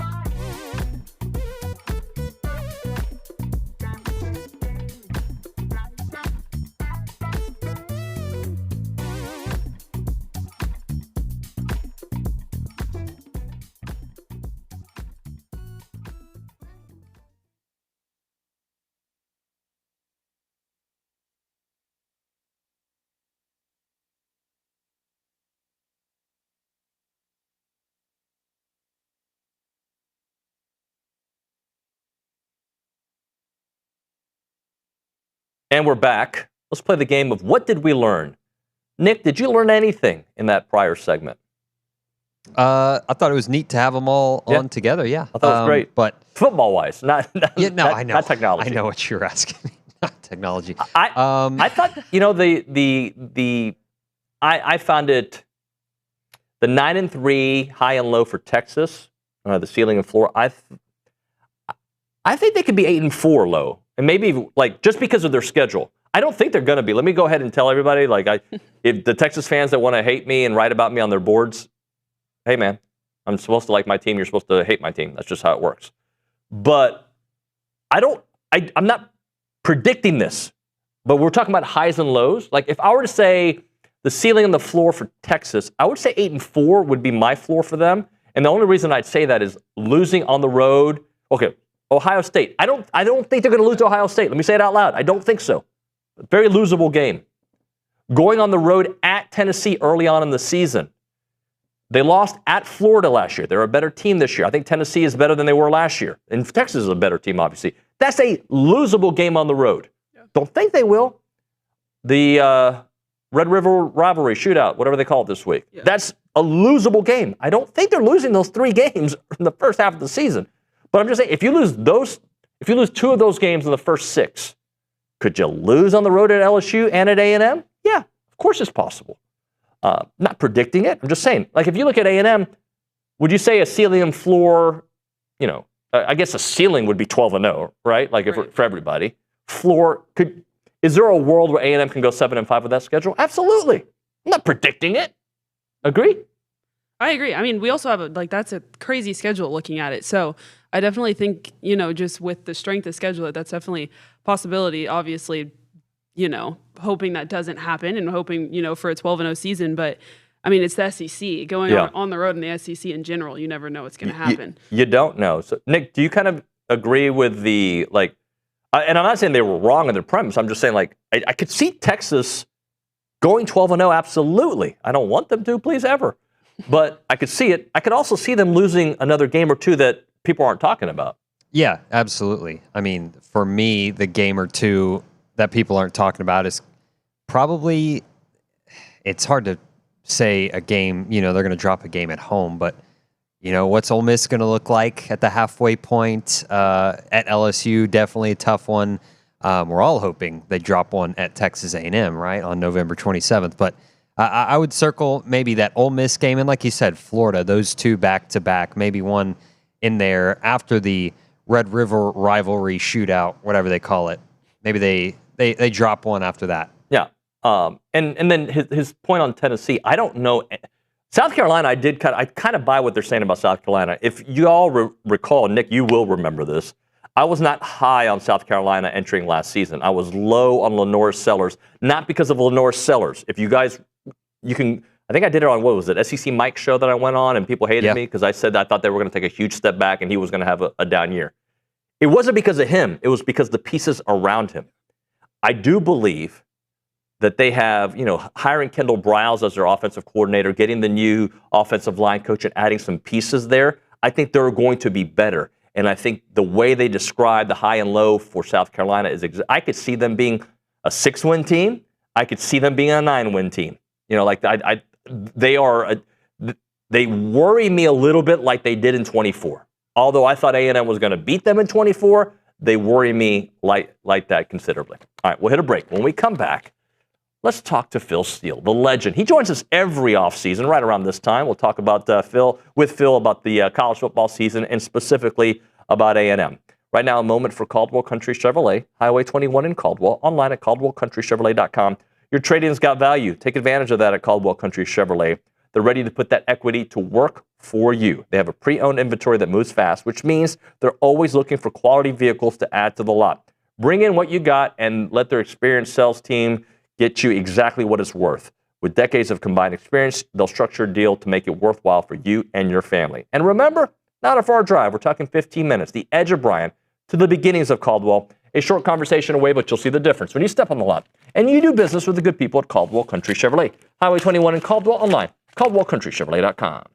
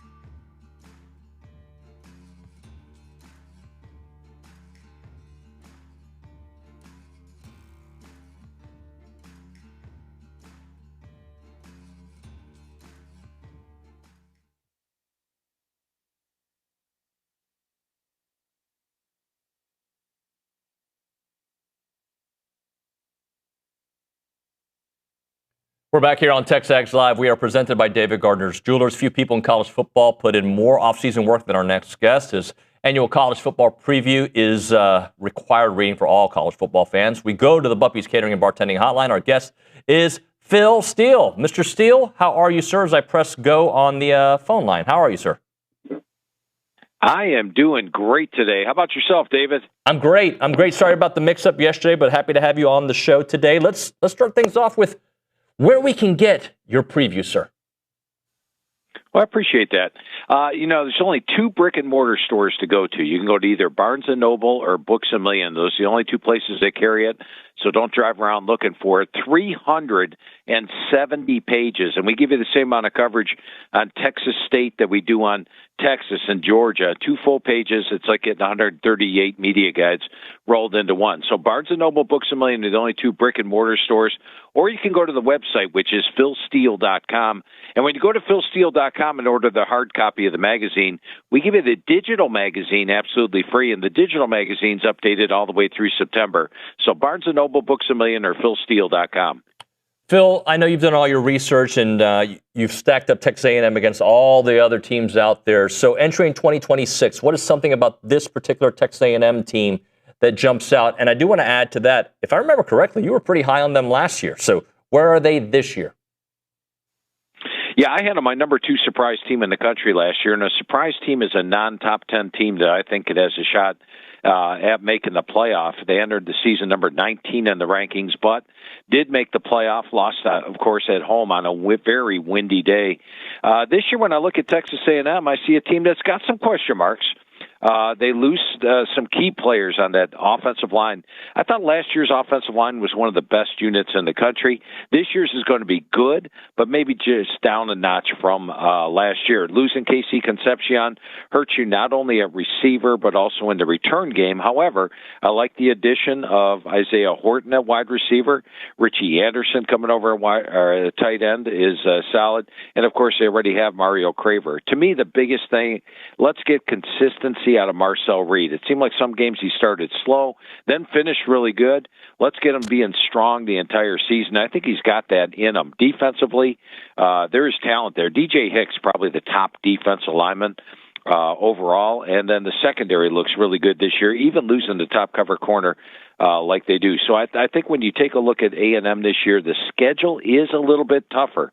Remember, last year they did not defeat a team that finished with a winning record in the SEC. This year they got to play LSU on the road, Alabama on the road, Oklahoma on the road, and South Carolina is going to be a tricky game on the road as well. I think they're going to be a much improved team. Then also have to play Texas at home. Naturally, in the SEC, you're going to get a tough schedule, but I think A&M's road schedule is extremely difficult this year. So those question marks, what will you need to see to make you feel better about it? And I mean, obviously, the offensive line is different, right? You've got different people in the wide receiver room, although I think it's going to be a very strong wide receiver room. The defensive line is going to feel different. What do you need to see from A&M to maybe answer some of those question marks?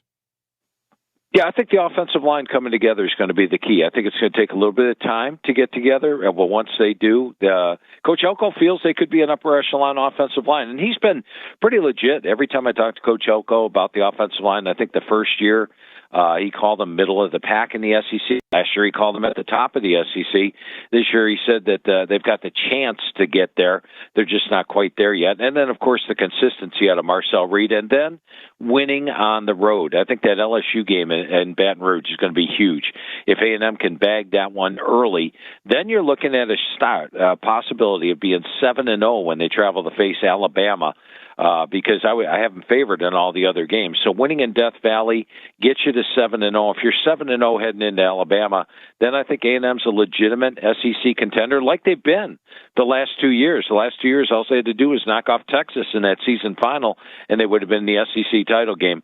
I think Mike Elko's doing a great job, not only bringing in talent, but making them a team and having them very competitive at the end of the game or at the end of the season. So I think Elko will have them up there contending for the SEC title once again. Phil, does Marcel Reed have to be elite for Texas A&M to have that kind of season, or does he just not need to make a bunch of mistakes? Let's cut down on the mistakes, but I don't know if he has to be elite. I think the one area that might be another question mark would be the running back area. Moss was probably the best running back in the SEC. If Owens steps up, and I think he's got that capability, he had a healthy offseason for the first time, and they get that run game going, then Reed would not have to be elite. If the run game drops off a little bit, then I think he would have to be. But I think Reuben Owens is poised to have a good year this year. Now he's finally healthy. And then you get Jamarian Morrow back there. He's dynamic. He's twitchy. He catches the ball well, plays bigger than his size. And then KJ Edwards, a true freshman coming in, he's electric and twitchy. So they've got talent in the running back room. We just need somebody to step up and have a big year there. So to sum up where you are on Texas A&M, if you were to put a record by them, based on your questions, are they a 9-3-ish team? Above that, below that? Let's see. The over-under is 8.5. I would go over. Then the question mark games I have three question marks. At LSU, I have at South Carolina, and home to Texas. I have an underdog in 2 games, Alabama and Oklahoma on the road, and favored in the rest. So if they can sweep those games where they are my question mark games, they'd have 10. So I think 9 is an accurate number for what I have coming into the year. But, once again, Mike Elko is a guy that achieves.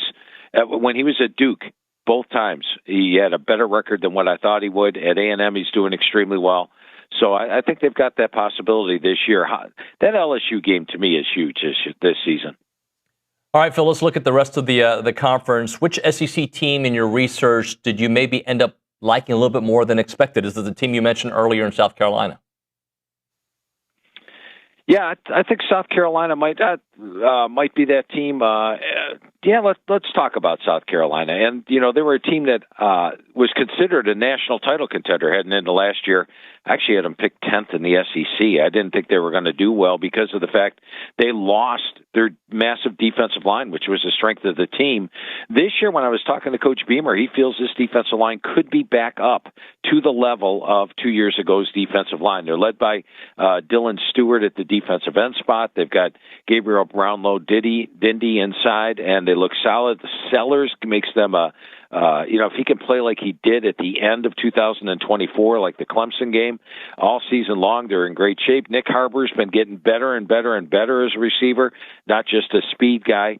And how quickly that offensive line comes together. I like what Beamer did on the offensive line. They have more depth. They brought in a lot of guys who have been starters. If the offensive line gels, Sellers plays up to his level, and defensive line is anywhere near 2024 standards, then I think South Carolina is where they excel under Beamer, which is under the radar. When they're expected to do well, then maybe not so, but when they're under the radar like they are this year, I think they can do well. Phil, one team that I struggle with is Alabama because I feel like they get a lot of strays their way, even though, Kalen DeBoer's done a fine job, just not Nick Saban, right? But with the questions at quarterback, I do question how good they'll be here in this 26 season. Where are you on Alabama? Yeah, I actually have my number one surprise team this year because they are, as you mentioned, David, under the radar. This is a team that normally comes into the season top 5. They're not even going to be in the top 10 this year coming into the year, which is a qualification for making my surprise team list. Now, remember, there was question marks at quarterback heading into last year. Will it be Ty Simpson? Will it be Keelan Russell? Will it be Austin Mack? Simpson stepped in, had a great start to the year, sort of tallied off a little bit down the stretch, but drop passes did hurt him. Ryan Coleman Williams had, 10, 11 drops on the course of the year. If he can return to form, then I think that helps out the quarterback because they have Brooks, who really emerged late in the year, especially in the postseason. Rico Scott also adds to the receiving core. The running backs are, to me, the key at Alabama. They could not run the ball late in the year last season, and they're going to have to be able to run the football this year. The last 3 games, they didn't even top 30 yards rushing, and I do think they will. They are an improved unit. Daniel Hill, E.J. Kroll, Riley. I think you'll see an improved run game from Alabama. The defense looks nasty, especially that secondary. And when you look at the schedule this year, I've got question mark games. They host Georgia, but they've had a good success series-wise against Georgia and did go into Georgia and come out with a win last year. They host Tennessee, and they go at LSU. Those are the 3 toss-up games. I don't have an underdog in any game this year. So I think Alabama could be that surprise team that, everybody's down on them. But let's remember, as you mentioned, Kalen DeBoer got them to the second round of the playoffs. They won a playoff game on the road last year. He just hasn't been Nick Saban since he's been there. But I think this team's more talented than the one he took to the national title game when he was at Washington. All right, Phil, how about who has the most favorable path to maybe an SEC championship? Schedule-wise, I think it probably goes to Georgia. Now, Georgia does have to play Alabama and Ole Miss on the road. Neither game is unwinnable in their book, but they play they play Arkansas, Vandy, Auburn, Missouri. They've got a lot of winnable games there on the schedule. And I think talent-wise, when you look at Georgia, this is a more talented team than last year. Look at their offensive line, one of the best in the country. I rated number 7. They've got size, they've got experience.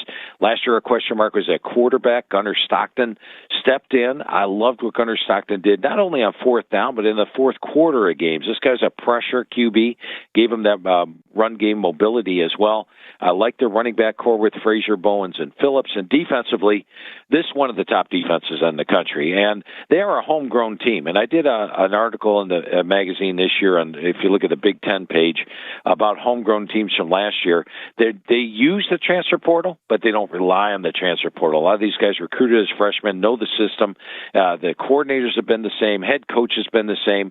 And this is a team that just keeps getting to and winning SEC titles. So I think Georgia's that team that, even though they're a little bit tougher scheduled than last year, gets back there and wins it once again. All right, Phil, remind the people where they can get your college football preview. I appreciate that, David. Once again, the only 2 brick-and-mortar stores to get this 370-page magazine are Barnes & Noble and Books A Million. So don't waste your gas driving around looking for others. Or you can go online to philsteele.com. And when you go to philsteele.com, if you order the hard copy, we give you the digital magazine absolutely free, and that's updated all the way through September. So Barnes & Noble, Books A Million, and philsteele.com. Phil, great stuff, my friend. Thanks so much for making time. Hey, a lot of fun talking to you, David. Appreciate you having me on today. Thank you, sir. That is the great Phil Steele on the Buppy's Catering and Bartending Hotline. We'll hit a break. We will come back with an open segment. Right now, if you haven't seen the newest historical story from the Association of Former Students, you're missing out. I saw some pictures online. The Changing Face of Northgate by Sue Owen, a good friend of the show, class of 94, officially on their website to dive in. You can do that at tx.ag/history of Northgate. The association's team searched far and wide for historical images. You got great stories in there and facts about the infamous College Station Bar District landmark that is known as Northgate. From the wooden storefronts to a real brick and iron gate to the high-rise apartments, the district has changed and grown alongside Texas A&M. Pretend like you're taking down a walk down Bottle Cap Alley and read all about the rich history of Northgate on the website, aggienetwork.com. Again, don't miss this historical feature that highlights the memories and changes of Northgate on the website, aggienetwork.com. It is the Association of Former Students.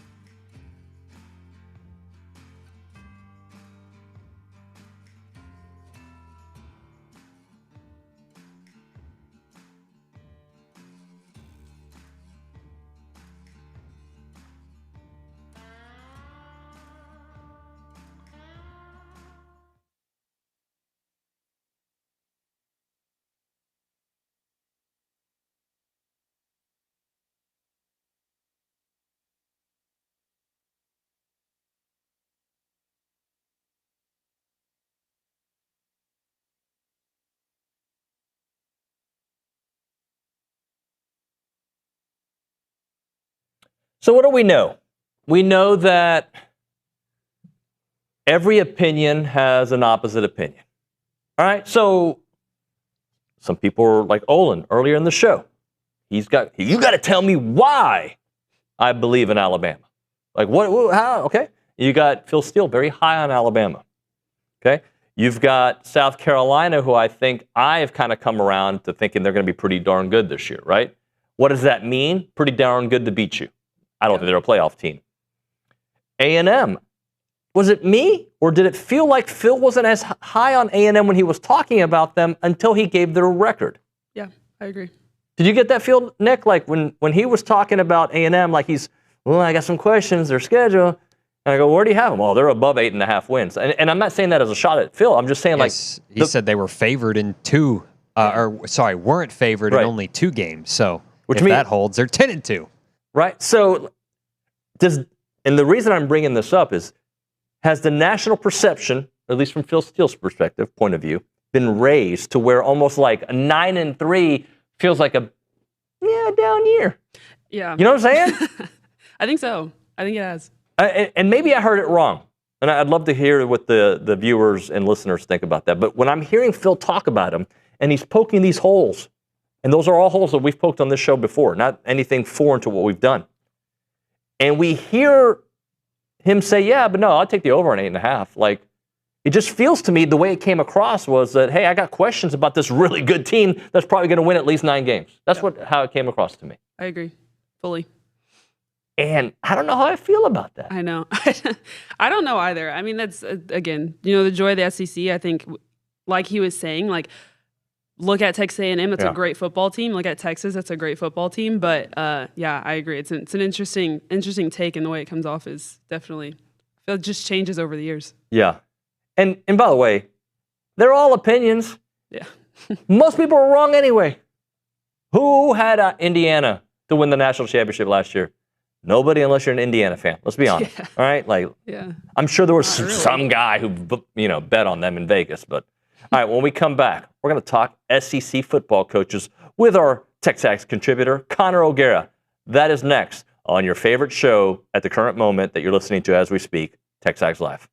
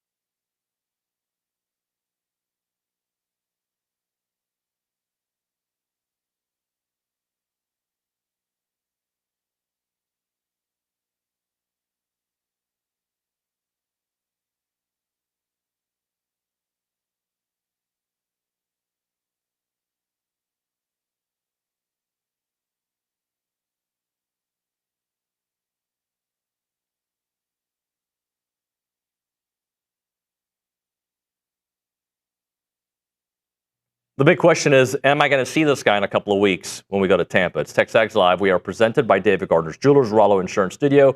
Connor O'Gara covers the SEC for us as a contributor here on the program. He breaks down all the coaches in the SEC in his most recent TexAgs column. And we go to the Buppy's Catering and Bartending Hotline. What's up, bro? I just broed you. Yeah, that's okay. We're good. We're all bros here. That's perfectly fine. Look, yeah, of course you're going to see me. Yeah, look, you're coming to my state. Yeah. Last I checked. So yes, I will be there in Tampa, about an hour and a half drive from where I'm at in Orlando, and looking forward to it, man. Like seeing Big 12 Media Days, seeing everybody, seeing even players in full pads. I'm like, buddy, or I should say, bro, we are fully back in it. Well, we are back in it. I want to get into your breakdown. Coach Elko comes in at number 5. Kind of give me your methodology on how you broke it down and how you ended up with Coach Elko at 5. Yeah, I mean, so for those who have been listening to me on these airwaves and any others for a long time, you know that when Mike Elko came back to the SEC, I was like, guys, this is a home run hire. This is what A&M needs right now. And, you know, I think everything that we've seen from him in 4 years as a head coach has confirmed that this guy just gets it. Okay. And it's similar to like what Josh Heupel has been able to do at Tennessee, where you just feel like he's the adult in the room. And to think that at this point in his career, he has taken over 2 power conference programs that needed rebuilds, and he's done that successfully to the tune of a 35-16 record overall. I mean, a 12-4 mark in SEC play through 2 seasons is nothing to scoff at. And I know people will scoff at it because when you finish the way that A&M did these last 2 years, people will say, "Oh yeah, but," and they only benefited from this, that, and the other.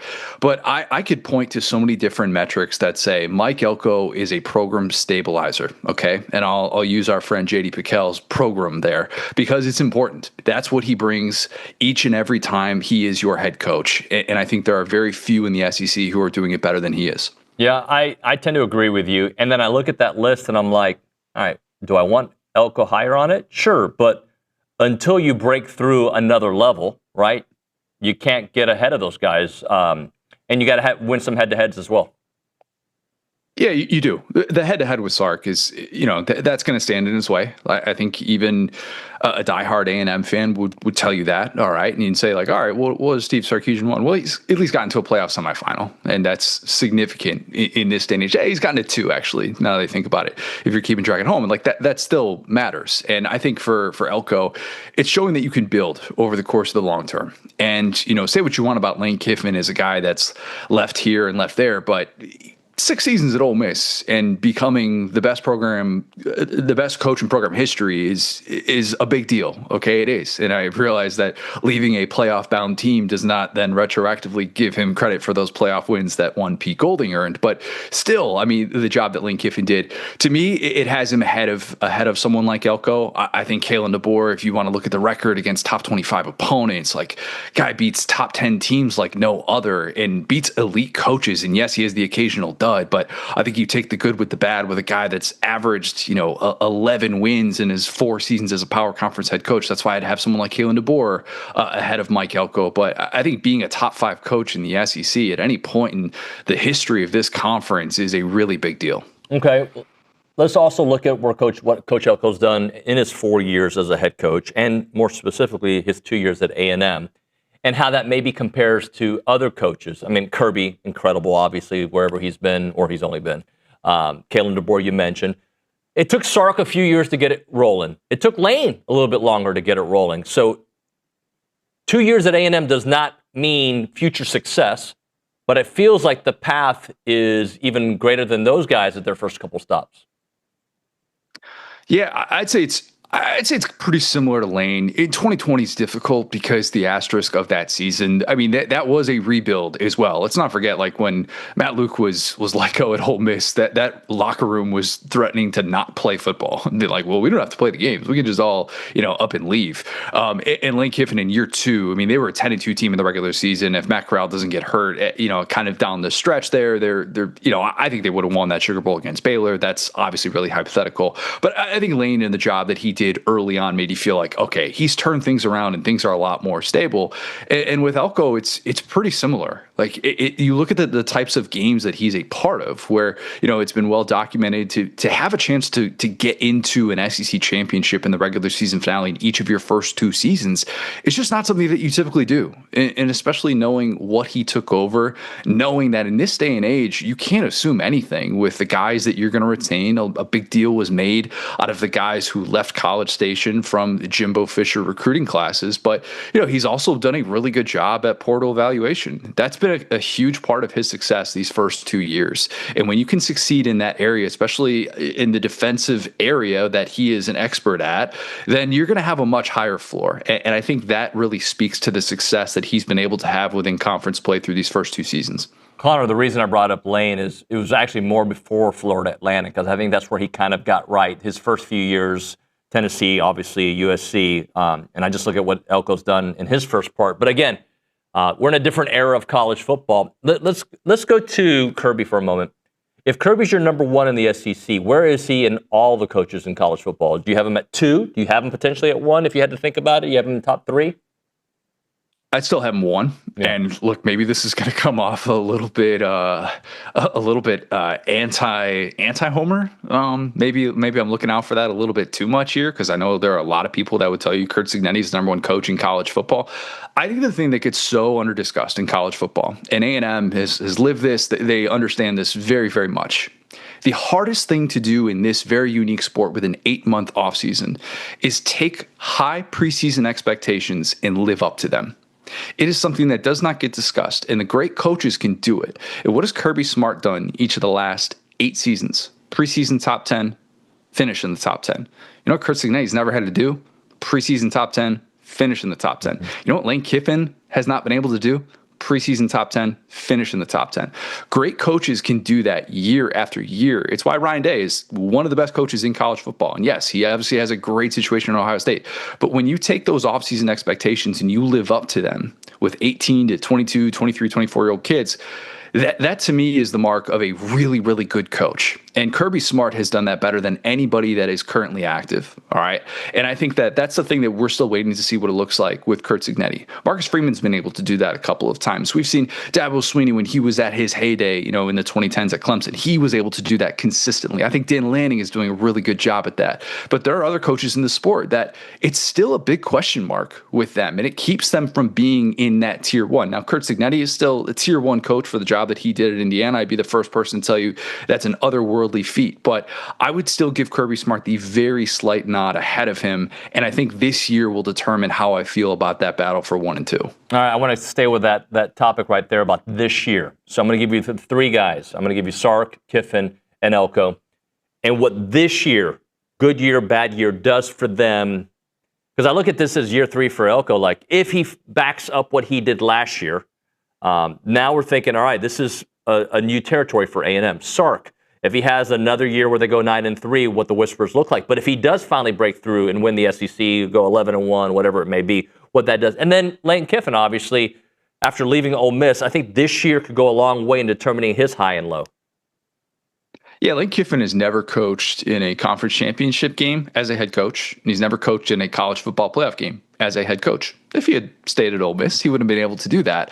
But that, to me, is a separator with him. Now, if he's getting to an SEC championship year 1, he's kind of doing like what Brian Kelly did at LSU, and all of a sudden you're looking up going, oh, dang, like Lane Kiffin is already there year 1. They're 10-2, and they're sitting there with a playoff spot already locked in going to conference championship weekend. I think Lane Kiffin deserves to probably rise on this list, even with a $40 million roster. He's doing a whole lot of the recruiting for that. I think Steve Sarkisian, it's going to be really, really difficult for him to hop Kirby Smart.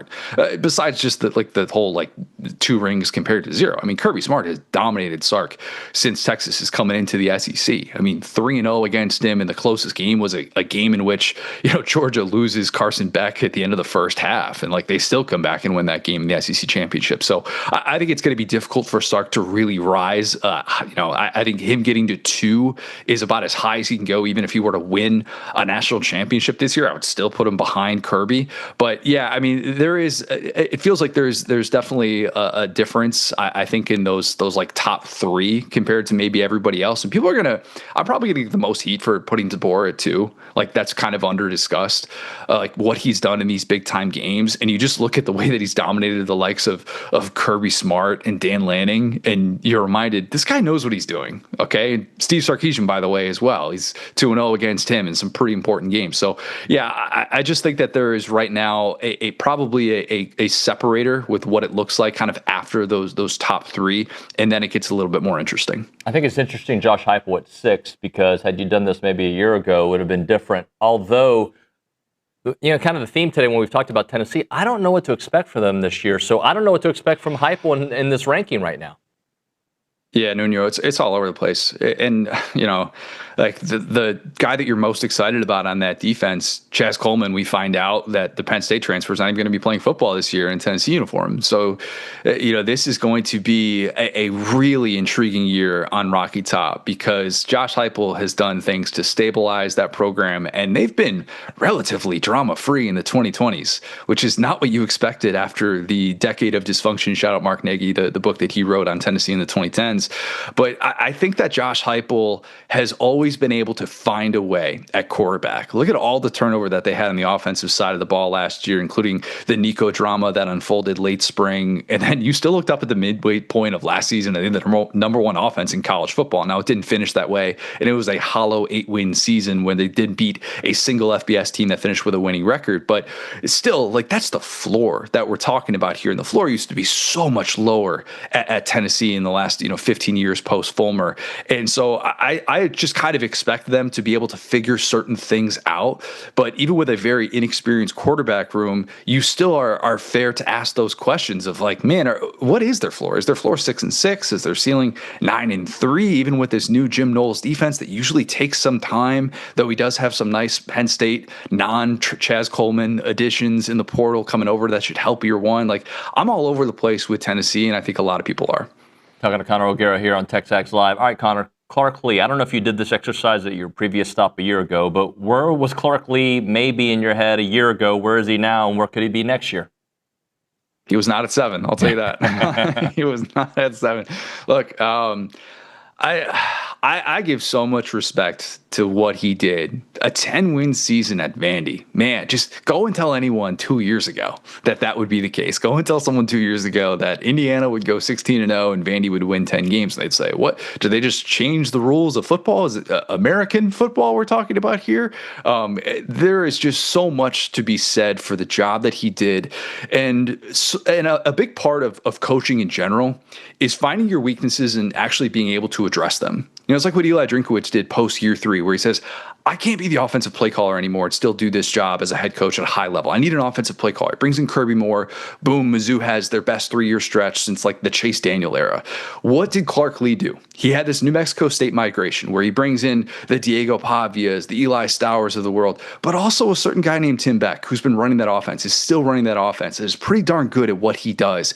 And he is a huge part of what they're going to do in a post-Diego Pavia world. So I could look at Clark Lee and tell you, wait a minute, that guy was, 2-22 in SEC play when Diego Pavia wasn't his quarterback? What's it going to look like now? But if Tim Beck in this offense is kind of the floor stabilizer for that program because of Clark Lee's ability to hire and recognize his weaknesses, then that's a guy that can actually have a lot more success than just what Diego Pavia does in a given game. So I give him a little bit of the benefit of the doubt, though understanding the floor is definitely lower than a lot of guys that we would put in the top half of the SEC.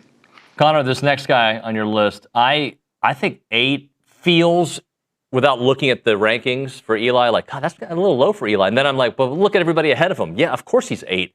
He's another one, like kind of like Tennessee. I don't know what to expect from Missouri this year. I know he's a really good coach and sometimes elite. What are you expecting from Drink in Missouri this year? There is a definite possibility that there's panic at season's end for Mizzou fans. And I like Austin Simmons. At this time last year, I was telling you Austin Simmons was my favorite Heisman dark horse candidate. I think bringing over someone like Caden Lee is really important. Obviously, God willing, if Ahmad Hardy is able to play football after the tragedy that he endured over the summer, like they're going to be a much better football team. What kind of gets overlooked with Drink and what he's been able to do is that he had Kirby Moore as that aforementioned offensive play caller for 3 years. Kirby Moore is now off to Washington State as a first-time head coach. So what does he do? He brings in Chip Lindsey. And oh, by the way, brings in Garrett Riley to be his quarterback's coach after Dabo Swinney had him running the Chad Morris offense at Clemson. That's a different discussion for a different time. But you're now feeling like, okay, if you're going to be one of these coaches that's going to last for a decade plus, this staff had better work, and it had better be different than what it was those first 3 years. The reason I have a little bit of pause with Drink, he's lost 8 consecutive games to ranked opponents. They beat Ohio State in that bowl game, in your state. Then all of a sudden, 8 consecutive losses to ranked teams. In the years outside of that great 2023 season, 3-17 against ranked teams. Okay, they do not have a single win in the Drink era against an SEC team that finished with a winning conference record. Think about it. Like, what's their marquee SEC win? 2023 Joe Milton, Tennessee? Like, that's what we're talking about. And look, that's great at Mizzou. They're 29-10 in their last 3 seasons. You take that all day. He's also making $11 million. All right. Like he's gotten contract extension after contract extension. And I do think we can hold him to a little bit of a higher standard. So I think all that context is why I'm kind of like, all right, he's right smack dab in the middle of the SEC. And I think if you're putting him as like a top 4 or top 5 coach, I think you're maybe ignoring some of that context. All right. Venables at 9. They made the playoffs. They feel like they could be a playoff team again. You just told me why Drink was where he is. What about Venables at 9? They beat 5 ranked teams last year. Mm-hmm. You know how many wins against ranked teams Lincoln Riley has in his entire time at USC? It's 5. There is so much to like about Brent Venables and what he can do in a given game. If you have a young quarterback and you know you got to go up against Brent Venables, you're like, this is going to be ugly. I mean, go ask Michigan about that with Bryce Underwood in his first true road game last year. The problem with Venables being a top 5 coach in the SEC, he's yet to have consecutive winning seasons as a head coach. The yo-yo factor that we talk about with someone like Shane Beamer has been prevalent for Oklahoma as well. And I think this is his best team yet. Like they should be able to do really similar things. It's a schedule that's maybe less forgiving. And the first part of that schedule is going to tell us a lot about this Oklahoma team, especially that 3-game stretch that I think is really, really difficult in the front half. But, man, I still feel like he's one of the best defensive minds in the sport. And if he can befuddle talented quarterbacks and great offensive minds, like go ask Kalen DeBoer how difficult it was to figure out the Brent Venables equation. And finally, in the second half of that playoff game, Alabama was able to break through after, for the first 10 quarters against Brent Venables, Kalen DeBoer really struggled. So, yeah, I think that he's on the rise potentially, but I think you're getting ahead of yourself if you're saying like, oh my God, like he should be neck and neck with Sark. Let's wait and see if his offense can actually score a touchdown against Texas first. Like, let's wait and see if we can do that before we get to that place. This, what they've done the last couple of years has been really troubling in that game. I think that's the type of thing that can elevate him if they're doing so against a contending Texas team.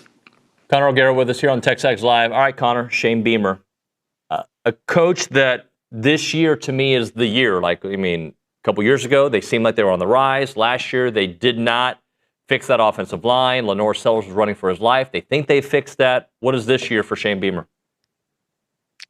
It's a bounce-back year, but how much do they bounce back? Health could determine that. It's hard to build depth when you're a program that knows you need to retain Lenore Sellers, you need to retain Dylan Stewart, and you need to retain Nick Arbor. And that's, I think, what cost them last year. Whether they admit that or not, they did not necessarily have depth in some key spots. Shane Beamer has mentioned throughout this offseason, mentioned on the OG kickoff, like he didn't do a good enough job of recruiting experience on the defensive side out of the portal with all the dudes that they lost. And I think they really struggled as a 60-minute team. They collapsed in the fourth quarter. I mean, A&M fans, I know I'm preaching to the choir on that. Like, they were just a different team late in games, and they would just all of a sudden have these miscues where you're like, man, you can't be a good team in this conference and play as badly as they did in the fourth quarter. And so, so much of Shane Beamer so far has been succeeding when people doubt him. You need to be able to succeed when people expect you to succeed. And I think a lot of people would look at South Carolina and go, this should be a bounce back season. All right, you still have a guy that can be one of the best quarterbacks in college football in Lenore Sellers. You spent on that offensive line. You spent at the offensive coordinator position by bringing in Kendall Briles. You've done a pretty good job in the past with acknowledging your weaknesses and being able to make sure that doesn't turn into 2 years. But can you do that this year enough to appease that fan base? Can you do so in a way where you win 7-8 games, and some of those games that you win are against teams that you're maybe not supposed to as we look at it here in the preseason? That's going to determine the future for Shane Beamer. He knows it's a pivotal year, and while they've been able to beat 5 top 15 teams, you can't just beat those teams when nobody expects you to, when you're a double-digit underdog. Eventually, you got to be able to put up your weight and win those games when people are saying, yeah, I think South Carolina's got a really good team. It wouldn't surprise me if they won. That, to me, is going to determine his tenure in Columbia. Connor, great stuff, man. We'll see you in 2 weeks in Tampa. Appreciate it, man. Looking forward to it. Yes, sir. Connor O'Gara there on the Buffy's Catering and Bartending Hotline. He is a TexAgs contributor now, and we love his work. It's been great. Way to break. Come back. Couple open segments to finish out the show. You're listening to TexAgs Live, presented by David Gardner's Jewelers.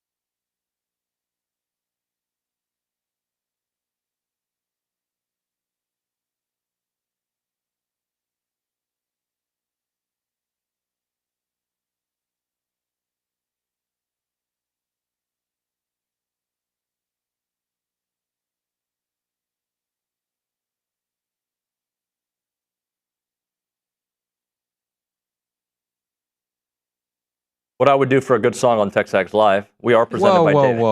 Whoa. It's Hunger Strike, dude. What's the name of the band or the song? Temple of a Dog is the name of the band. What kind of music is that? Like grunge rock. Yeah, I'm good. Eddie Vedder's in it. I like Eddie Pearl Vedder. Jam guy. He's, you like this? No. See, we go to different meetings, Nick. That's it. Yeah. No big deal. I've known that for quite a while now. Sometimes we go to the same meetings. Sometimes. Bad Bunny? Just kidding. I don't You go don't go to the Bad Bad Bunny Yeah, meetings. No. And you don't go to the new country meetings. Nope. Not even Cody Johnson? He's not bad, but I don't listen to him. Why? Wow. He's great. I don't know. The answer is great. Sure. Morgan? The answer is great. Only because my wife listens to him. He's great.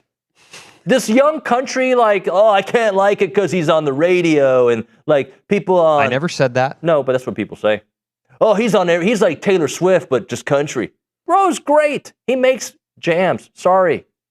I don't like liking popular people either, but when you're great, you're great.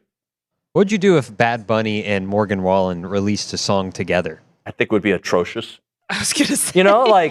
I just can't see the musical tunes working. I'd listen. It I'd be could. like, oh. No, that's definitely something that would happen. Those two exist in the same realm. Oh, what realm was that? Popular, famous, Yes. great at what they do. Sure. Probably. You know this. I'm a big Bad Bunny guy. I would have rather had Morgan Wallen performing at the Super Bowl. Sure. I agree. I'm just saying. I would have. Somehow this became a country music segment. The meetings. We got 30 minutes to fill. Ay, contra. All right. So, how do we feel about Conor O'Gara's rankings? Because I know everybody wants to put Elko higher. How do you put him higher on that list? I want a compelling argument. The easy one that I think, was it you, Nick, at the break that said Kalen DeBoer at 2? Was that you or is that? Yeah, that was me. Okay. And he himself said he's gotten a lot of pushback for DeBoer being where he's at. So you could look at this list in multiple different ways. If we're talking about arrow feeling like it's pointing up and arrow feeling like it's pointing down or arrow feeling neutral, to me, Elko's arrow feels like it's pointing up. Kalen's feels, why am I talking like in this rhythm? Feels like it's moving down. Okay? Sark feels neutral. Lane Kiffin feels neutral. And I feel like Kirby feels neutral. And when I say neutral, just note, I don't feel like there's an up and down with those guys. I think Kirby is number one. Unless they go 2-10 this year, Kirby's number one. Okay? Sark, at worst, they're what, a 9-3, 8-4 team? Maybe he drops a spot. Lane could go up, but I think the Elko at 5 thing feels like he could go up. Kalen feels like he could go down. But if we're basing it on resume of what they have accomplished, I'm not saying what I want or what I think. I think Coach Elko is higher than that as the level of coach that he is. Okay? That's just what I think. But if we're basing it just on resume, Kalen DeBoer has been to a national championship game. He's been to the playoffs with 2 different programs. He went to a national championship game with Washington, right? They had a bad year last year and they won a playoff game, right? To me, I'm not saying I think he's number 2. I feel like he would be, but I understand him being higher. Here's what Mike Elko has to do this year to change that. Guess what? Go to Baton Rouge, beat Lane Kiffin. Boom, okay? You better do that and win other games, by the way. It's not just one game that puts you higher.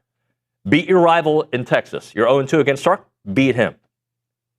Go to Tuscaloosa. Can't see it, but I just slapped DeBoer's essence in the face. Not DeBoer himself. All right? And then, go to Atlanta and beat Kirby. I'm dreaming. I'm wishing. All right? But based on where we are today, I think Elko at 5 is fair, is all I'm saying. I'm trying to think. Can you put the list up again? If we all had to do the list, all 3 of us, okay? We're all think tank. Kirby number 1. Yes. Okay. Who's number 2 then? Ooh. Sark. Really? Okay. Would you rather have Sark as your coach or Lane Kiffin as your coach? I'm not talking personality. Okay? Sark at this point. I think I'd rather have Lane. I'd probably say Lane. I'm not talking about like the extracurricular stuff. I'm just talking about coach. I don't know. Winning 10 games at Ole Miss, that's ridiculous. Yeah. Winning 10 games at Texas is expected. Agreed.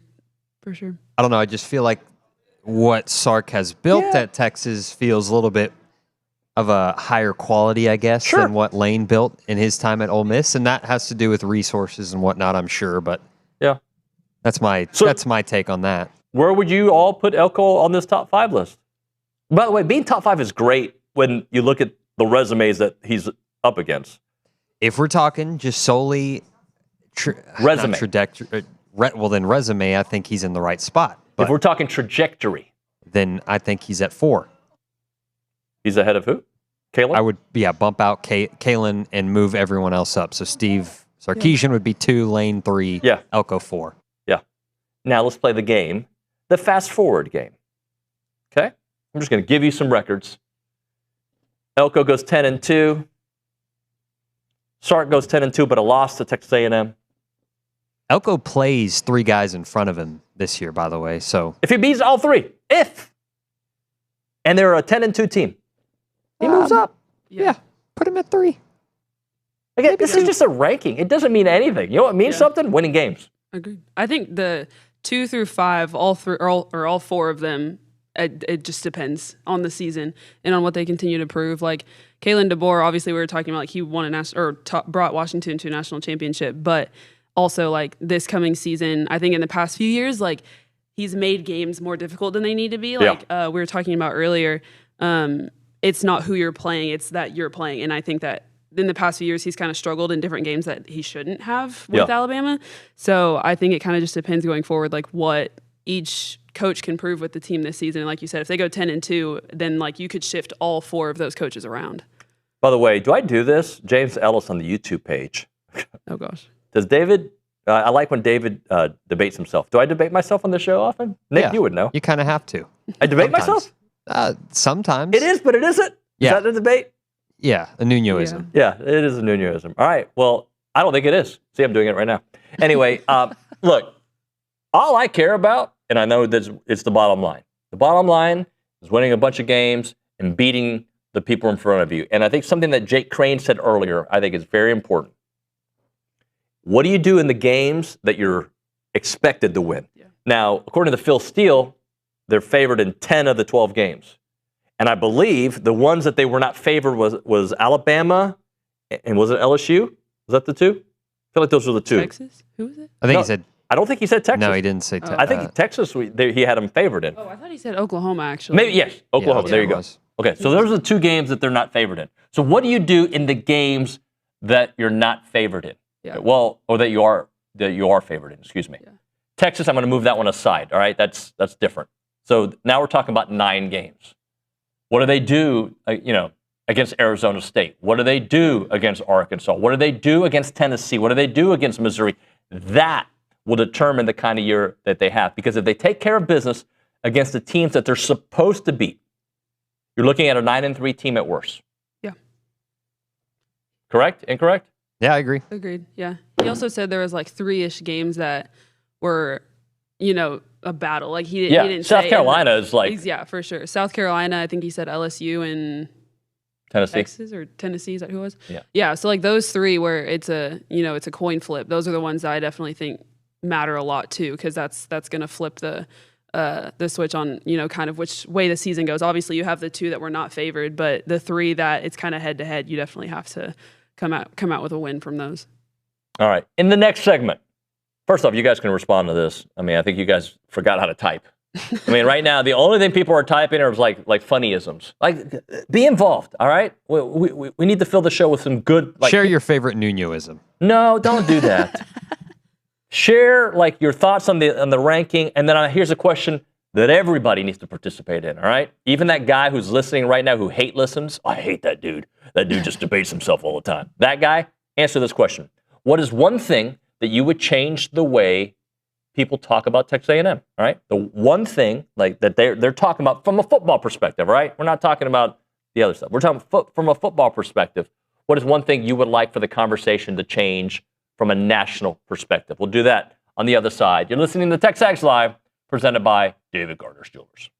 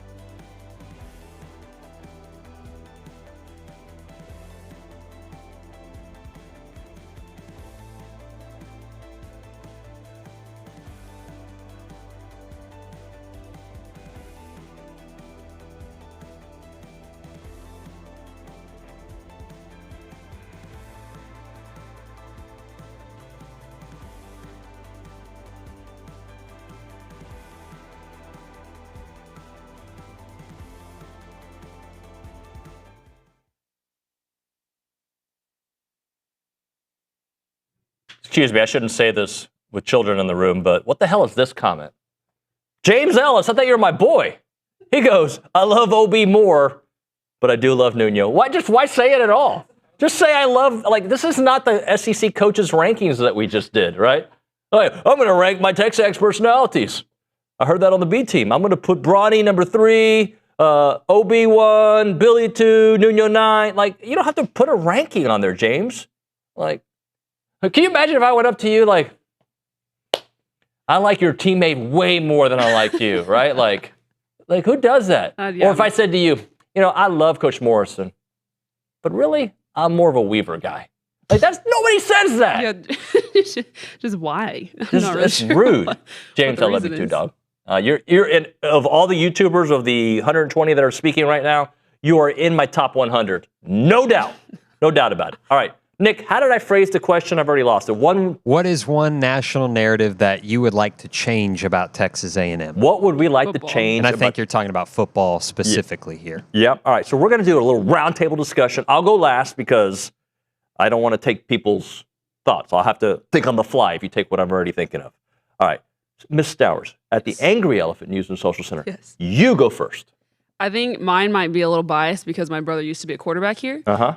But I think that nationally, and I think they do this with a lot of football teams, but obviously heavily at A&M, I think after any game, whether it goes good or bad, they put everything on the quarterback. Mm-hmm. And I think there's so many moving pieces around that, even down to offensive play calling and stuff like that, that you can't, after every loss, we can't say, oh, it's all Marcel Reed's fault. I think that that's one thing that has always happened at a Texas A&M football, nationally across the board. And I think that that's a narrative that I think should shift a little bit. Yeah, I'm not going to disagree. Okay. But I'm going to take it a step further. Okay. I just think that's what being a quarterback in the SEC is. I agree. But but you hear it specifically because last year, so many people put that on Marcel. Yes. And in reality, Marcel was part of the problem. There's no doubt. When you couldn't run the ball anymore, it made Marcel one-dimensional. When you couldn't block for Marcel like you did early in the season, it made things so he had to be more hero ball than we would have preferred. I think 100%. I mean, you're obviously when it comes to throwing the ball, a lot of that is 100% the quarterback. But if you don't have an O-line blocking for you to make that easier for you, I think a lot of that definitely shifts how easy his job is and how much we can actually put that on him. So All right, we're going to go to Nick Savage now on the Fake Puppies Catering and Bartending Hotline behind the glass. Nick? I hope that the narrative that A&M is a sleeping giant gets destroyed this year. You know what I mean? They are the giant. Yeah, exactly. I'm tired of hearing that, they have all these resources. They just can never put it together on the field. I really, really hope that.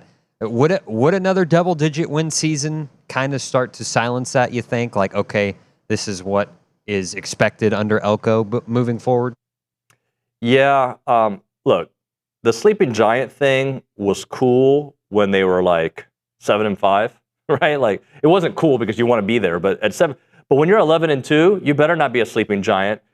What I hope from that, I'm not going to use this as my narrative, but no more is if A&M gets it right? The narrative, A&M's got it right, so what's next, right? Yeah. And for what's next is the unfortunate narrative we've heard too often the last few years, and even in prior coaching regimes, is the November. The November collapse. Last year was not a November collapse. It was the end of the season collapse, which kind of is the same thing. But there were times, as OB has said here, that they were 0 for November. Well, they weren't 0 for November. They struggled against South Carolina, but came back and won that game. But they did struggle, obviously, and lost the Texas game, lost the Miami game, which was first week of December. So I think finishing is the narrative. Richard brought up here, and I hope I'm saying this correctly, that A&M is no longer just considered a money school. Is that how you kind of phrase it? Buying your class, buying your team. Everybody's buying their team. Hopefully you've got smart people in the room putting money in the right areas, right? And who cares, and I think this is a little bit to what Richard was saying, how, I always say groceries. You buy groceries.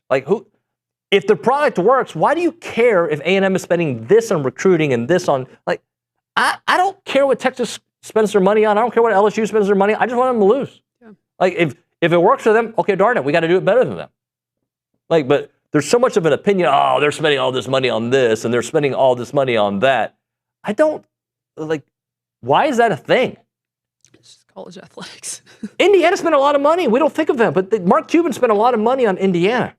Texas is spending a lot of money. I don't know if the dollars that we hear reported are in fact true, right? I don't know if LSU really spent 40 to 50 million, if Texas did, and A&M spent this. And I don't know what's true from a financial standpoint. I do know it is allowed in today's era. And you go to the SEC, you better spend some big money if you want to compete. Yeah, that might be the most annoying thing about that whole argument is nobody actually knows how much money's being thrown around. Yeah. Like you can assume, obviously, with who you bring in, how many you bring in, whatnot, but that's all info that nobody really knows. And people speak on it like it's a given fact a lot of the time. Now, I know college football is becoming this, and it's probably always been this, but we know more about it. I don't want it to be MLB baseball that it does not guarantee. Spending the most money does not guarantee a World Series title. Sometimes it does, but it does not guarantee that. But when you only have 2 or 3 teams that can spend that level of dollars and you expect them every year to be the team, there have been several teams in between that have competed at the highest level that haven't done that exact same playbook. That being said, I don't want that to be the case for college football, but I want every advantage A&M has to be maximized. I want that to be the case, right? I love that you are 90 minutes from 2 hotbed areas, that you're only 3 hours away from Dallas. I love that you're in the middle of the country. I love that you have all the resources, the facilities, the dollars and cents, and the right head coach, right? And I also want a narrative to start of the segment we just had of Coach Elko is, a top 5 coach. I want him to be the coach in the SEC. Yeah. He's already taken a step, in my opinion, as if not the voice of the SEC, but a smart voice in the SEC. At the spring meetings, he spoke to all of college football the way he broke down what's happening right now, with not only the playoff structure of maybe getting too big, but the direction that college sports are going. He's one of the smartest minds in the room when he walks in, and then he leaves you thinking like, man, that was a really good thought, no matter who you root for. All right, we'll hit a break. When we come back, a final segment. I don't know what we're talking about, but we're going to talk about it, though. It'll be good. It's TexAgs Live.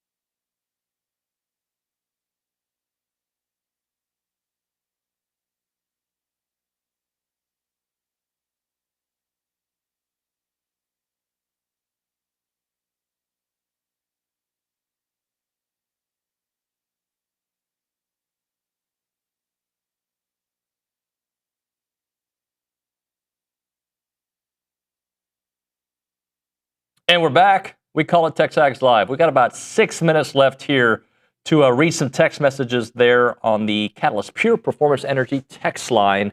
We go to Kendall Stowers. Yeah. Our favorite volleyball player that's in the room at the moment. All right. Yes. Thank you very much. Collegiate volleyball player in the room at the moment. Sorry. Okay. Yes. Anyways, we have a comment about our last topic, and one of the things that they wish would change on the outlook of A&M football is just the perspective that we won't or even compete for an SEC title or a national title. Well, let's also separate fans from analysts. For sure. Right? Like opposing fans, just like we do to other schools, right? Yeah. Like have this opinion of a school, and until you change that narrative, and you have to physically change it by winning games that people don't expect you to win. Agreed. I think last season, going to Notre Dame changed, and winning that game the way they did, I think changed a little bit of the perception of A&M.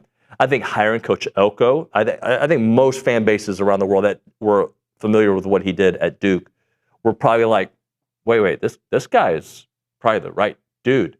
I think people thought that about Jimbo until they didn't, right? When they didn't, it was just like, he lost his fastball. But with Coach Elko, it just seems like